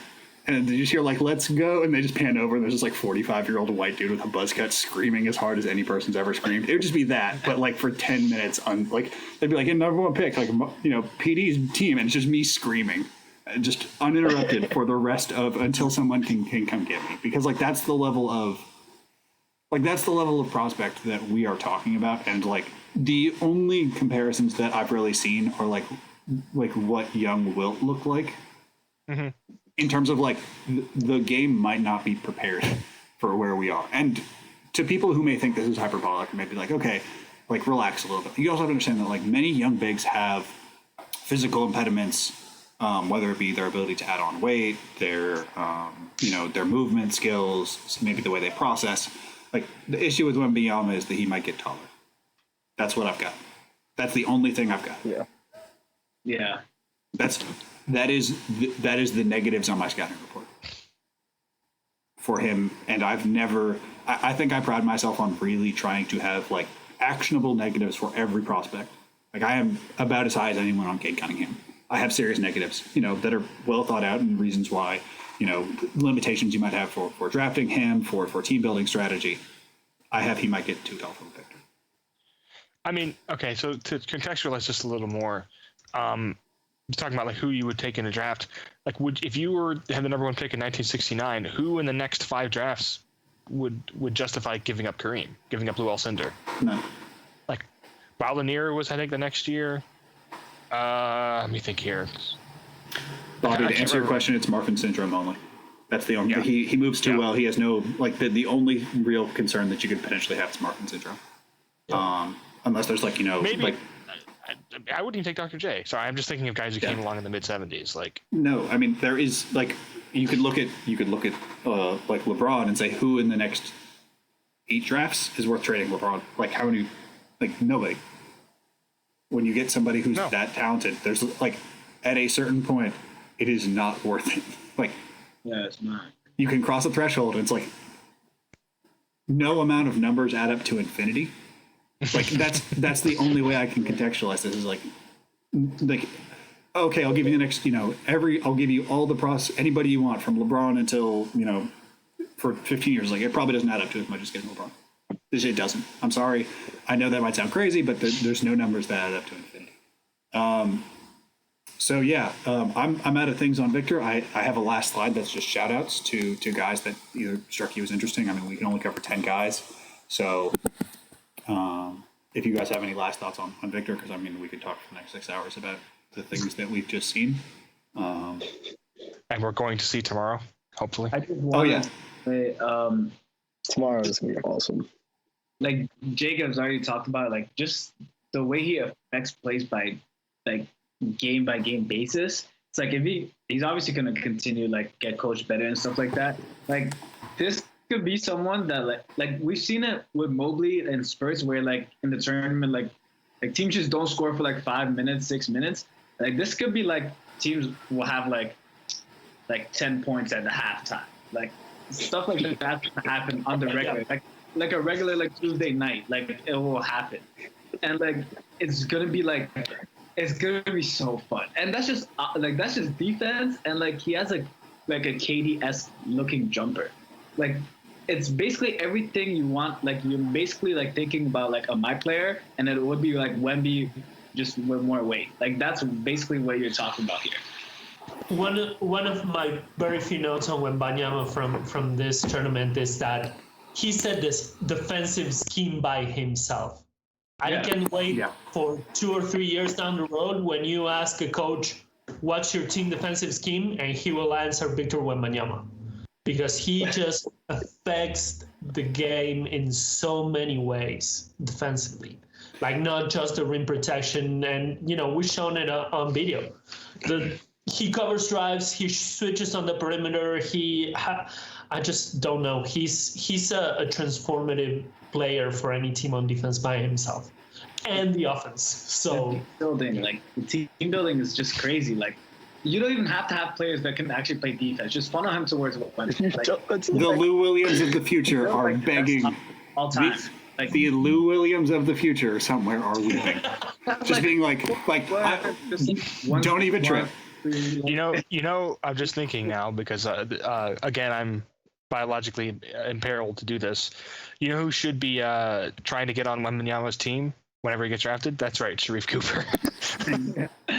Sharif throwing 3/4 court lobs to him 4 times. That lob connection. Oh my god. So, but you wanted some shout out guys? Yeah, just shout outs. I mean, we can only cover 10 guys. Again, thank you to everybody who's still here. Thank you to you guys. Just anybody who, I mean, I had a whole bunch of guys that I wanted to cover, but couldn't go too far into the weeds. We weren't going to talk about Jaden Ivey, but Jaden Ivey's looked awesome. Zach Edey looks good. Yeah. Zach Edey's a huge person. Yeah, he moves pretty well. He's huge. Purdue's ability to figure out who's tall really young is, I would like to know about that identification system. Like they have to have some surveillance status. He goes into the recruit board on NCAA basketball 2010 and sorts by height. That's what he does. I like Philip Scovali as just like a shooter. I think he's fun. Again, Mathurin was like turbo Mathurin. He either had 28 points or 2 points. It's great. I loved it. Mathurin like the ideal Montreal hooper. Like Lou Dort, he has Lou Dort things, and I hate it. Whoever's teaching over there, I hate it. They never pass the ball. They just turbo, put their head down, and go to the rim. And I don't know. I wasn't really Mathurin. I'll just say that. He did what he's supposed to do, I guess. Yeah. Or a few other guys. What's the Argentinian guy? Juan Francisco Fernandez is good. yes. He's on the Olympic team, isn't he? Yeah. He was good. He looked really good. So Fernandez is probably the best big to come out of Argentina since maybe Scola. That's the potential with him. Legend at the bank, Luis Scola. Who is on the Olympic team, by the way. I don't know if people know Yeah, that. exactly. I honestly, Scola might. That. Scola, and I swear, I think this is entirely possible. Will probably play professional basketball longer than anybody ever. Yeah. He's not as good as Satchel Paige, but he is the Satchel Paige of international basketball. Juan Franco. Anybody else have I want to shouts? shout out. Yeah, I haven't done the deepest dive into the tournament so far, but I wanted to shout out Kenny Chandler. I think he's pretty good. He's shooting the ball better than I've ever seen him shoot it. The passing's good. I mean, he's still a very small point guard, and I don't know if he clears the like all those thresholds just yet in terms of like a high level guard prospect. But I mean, he's definitely looked better than I expected, and I think I hope he didn't deserves some break love. his face today. Did anyone see that? Yeah, that was bad. That did not look good. Yeah. I think he's okay though. I have 2 shout outs. I think one of them might be PD though. So if I'm stepping over your toes, let me know. Rafael Pinzon is good. I wish he was 2003 born, but he is good.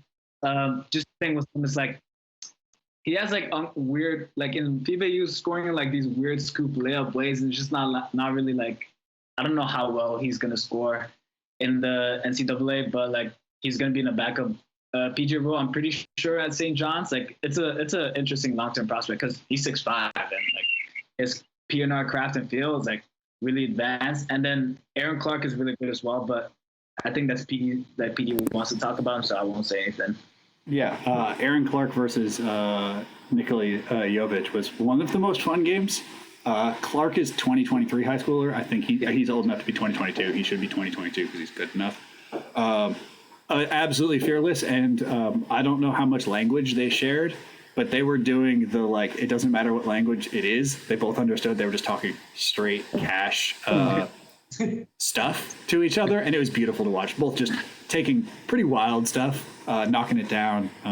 That was a guy that I had seen a little bit of in high school, and then seeing the translation was really nice. Let me think. Pinzon, I just wish he was more athletic. I think that he struggles with just like that top end athleticism that keeps me a little bit away from him as a really interesting long-term guy. I had 1 or 2 more. Patrick Baldwin looks good. His growth curve seems to have flattened out a little bit. I feel like got a lot better from junior to senior. Obviously, like with COVID is a huge, asterisk on all this, but I just thought that like it leveled off a little bit. He's going to be fascinating to evaluate. And one of the reasons I didn't want to get into him here was because like, man, I'm going to watch every minute of that. And I really hope he has like a 50 usage. Mm-hmm.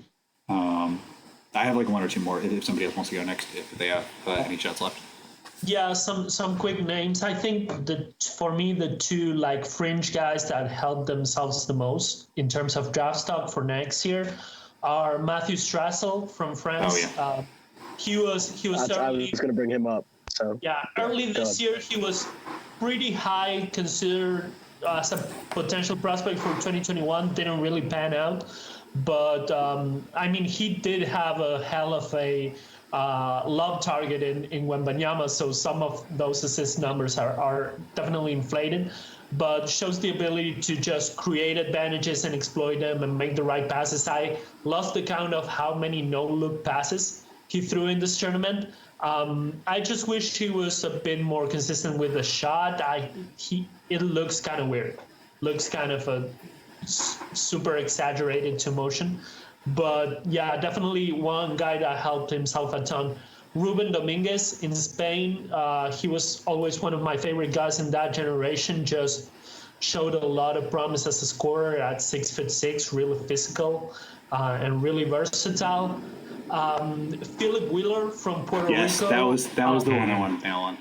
He's one of my favorite players, super athletic, 6'8", had kind of an interesting path of development. We generally see Puerto Rican guys that go to high school end up in the NCAA. He ended up going to Stella Azzurra in Europe, went back to Puerto Rico, then to Argentina. Now he's back in Puerto Rico.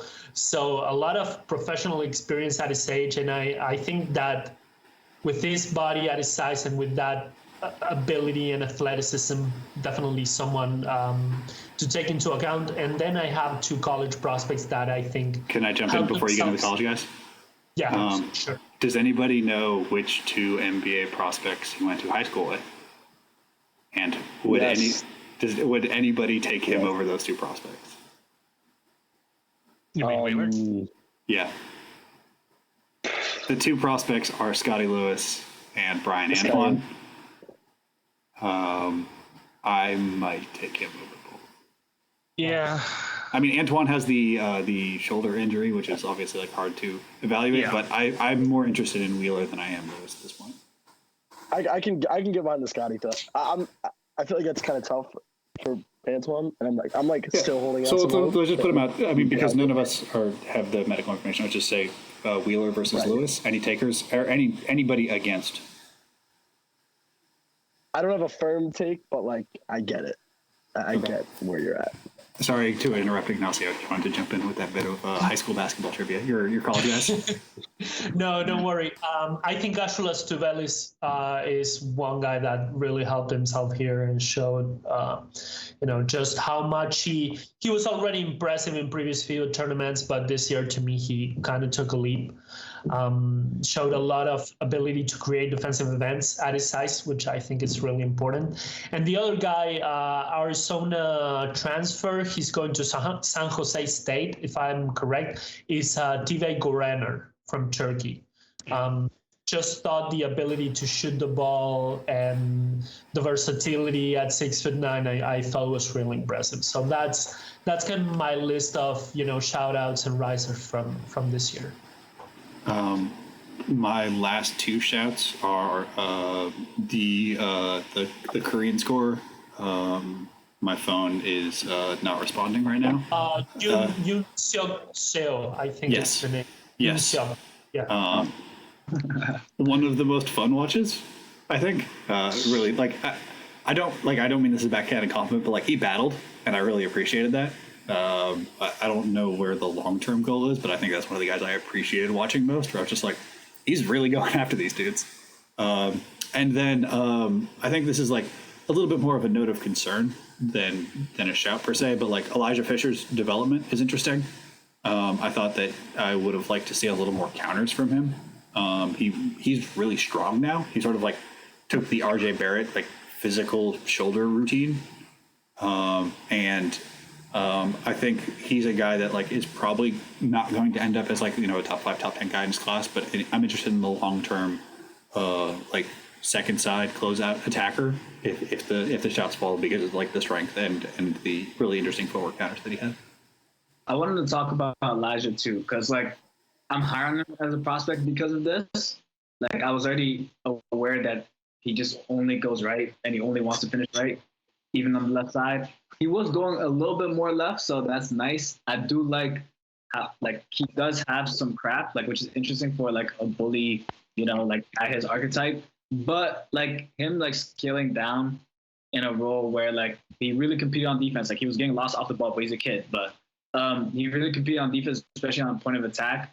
And there was some willingness to play a smaller role. Being young and being around better players helps that. But I think that development was just interesting because we all know, not we all know, but I think people that have been watching closely know that he's not, he's never going to be the guy, right?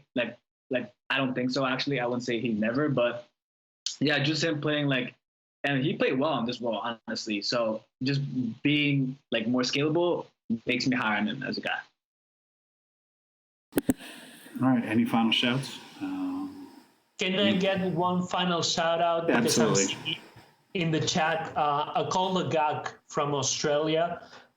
He didn't got a lot of minutes last year at NBL, but really tall, mobile, 6'11" big.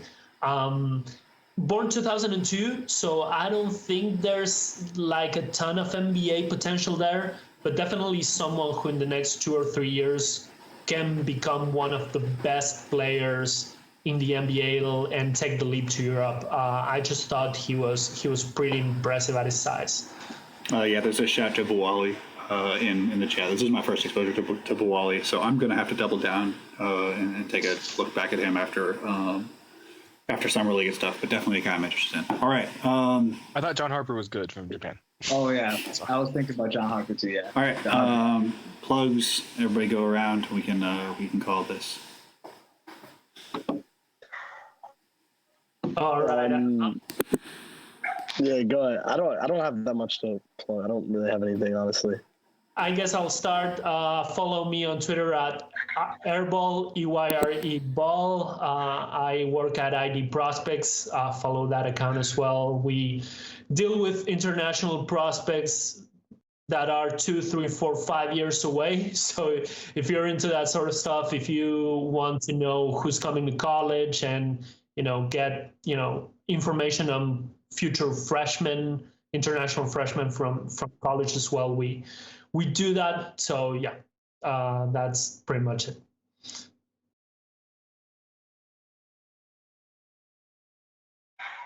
Wait, last week, I wrote a piece on Scoot Henderson, who's going to be G League Ignite's point guard for the next 2 years. That's over at the Stepien, the 5-star point guard prospect who is extremely fun and really, really good at basketball.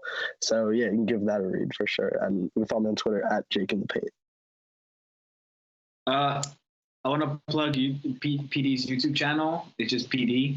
Go subscribe. 1,000 subscribers. Watch the streams. Like, watch all of them. Don't be watching like 30 minutes of them, because the more time you watch them, quicker the watch hours. You get the money from the videos, right? So watch the whole stream. All right. So, and subscribe to 1,000 subscribers. He's almost there. So do that. Spoken like a true YouTube mogul himself. Yeah. I don't really have anything to plug. I'm just doing Patreon stuff. Kind of working on some preliminary 2022 stuff, but I'm going to wait to do anything official till I can, watch more high school tape, which will be after Summer League, I imagine. Yeah. So yeah, I just want to say thank you to everybody who made it this far, be it in in VOD or live. The real heads who sat there 3 hours of talking about a youth basketball tournament. I appreciate you guys more than you could ever imagine. This has honestly been the most basketball thing. This has been one of the most rewarding experiences of my life, and I'm just thankful for everybody who's been a part of it. Thank you to my 4 wonderful guests who sacrificed so much of their evening. I want to plug the YouTube. I haven't been able to write as much. I have a couple of things that are working on coming out in the next couple of weeks. I'm going to write a big piece on, I think, every player I haven't got to. And I also just want feedback on this stream. This is sort of a trial run for Summer League. When I'm going to try to handle, like, maybe not 10. 10 might be a little adventurous. 6, 5 prospects at a time, doing a couple games. I just want to know, like, what you guys liked and like, so I can fine tune this. And of course, any of these wonderful guests would love to have back for those streams. I just want to say thank you to everybody. If you can subscribe on the Patreon, that's been my primary income. If you can, even if you watch the streams on silent, like, no one's going to judge you. YouTube doesn't recognize that. I just appreciate it. It covers a lot of ground for me, having that other income source. But I just want to say thank you to everybody who supported me, who's made my life one that I can spend 12 hours cutting together 16 and 17-year-old pick and roll footage. I'm just so thankful for everybody who's helped me to be here, because it's, again, the most rewarding stuff, and I'm glad to pay it back in whatever way I can. So thank you, everybody. Have a wonderful night.